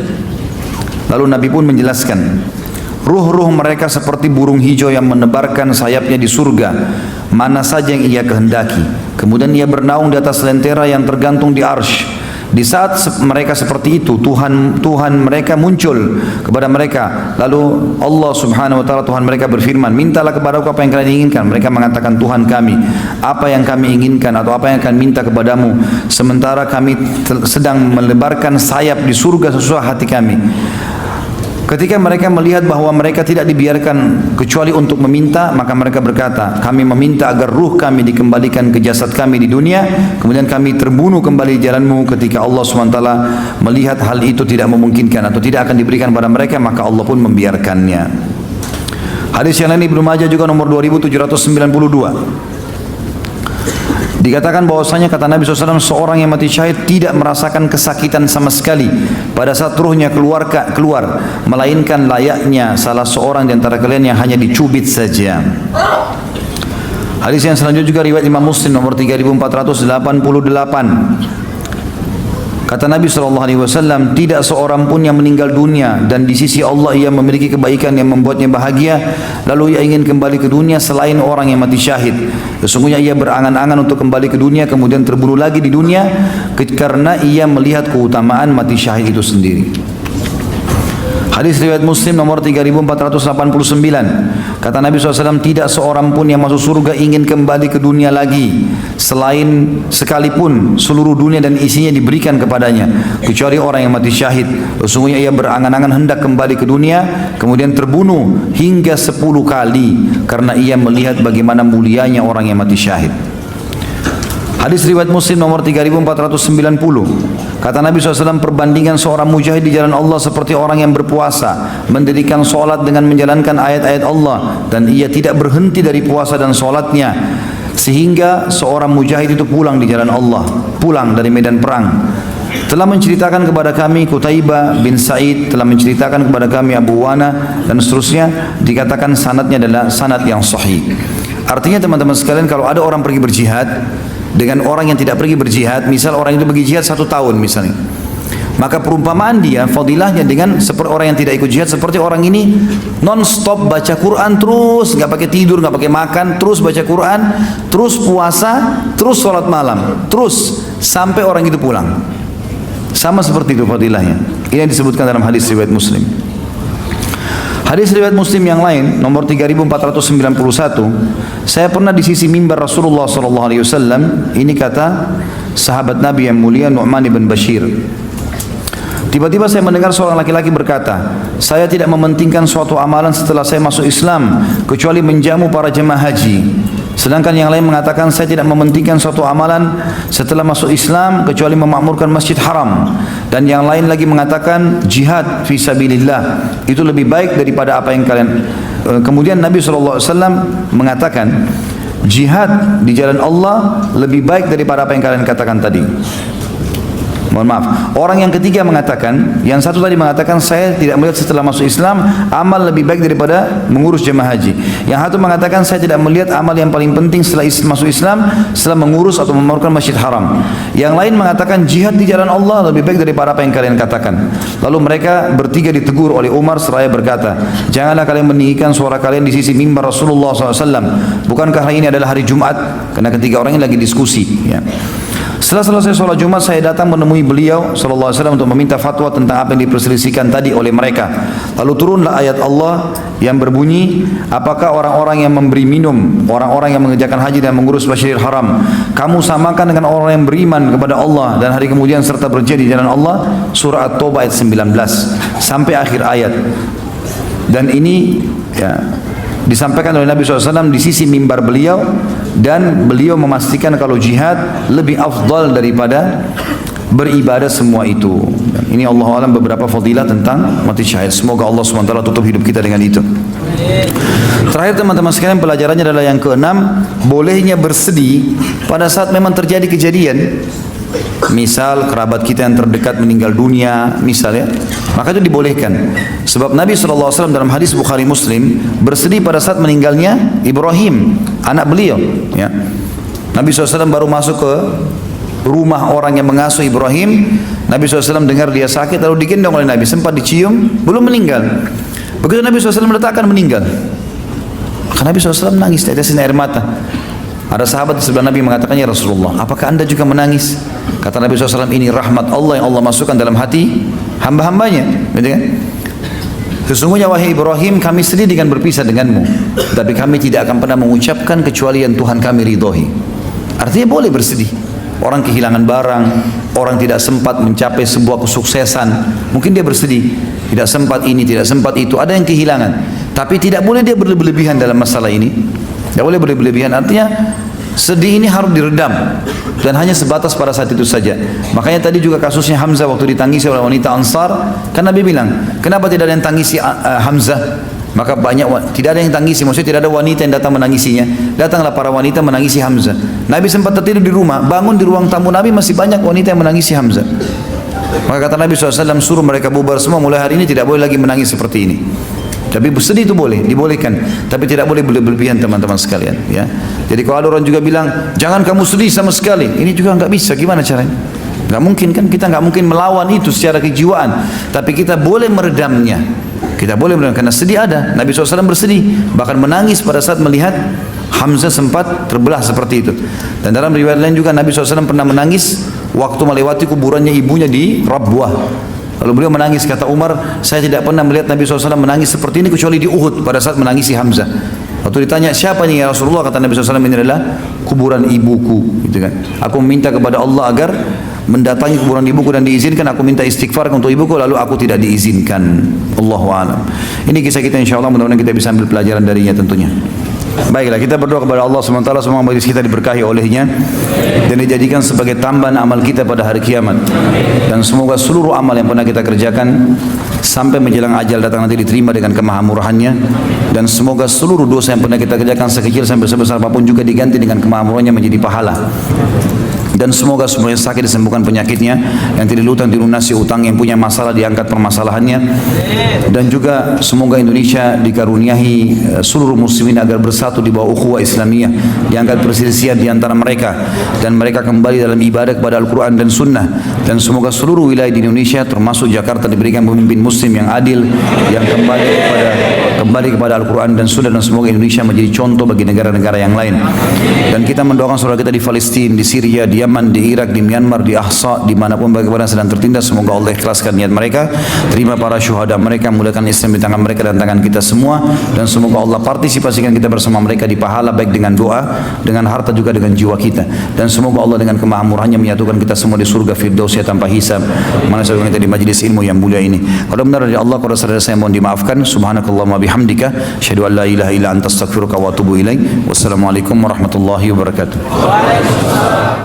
Terima kasih yang sudah menyaksikan video ini. Wassalamualaikum warahmatullahi wabarakatuh.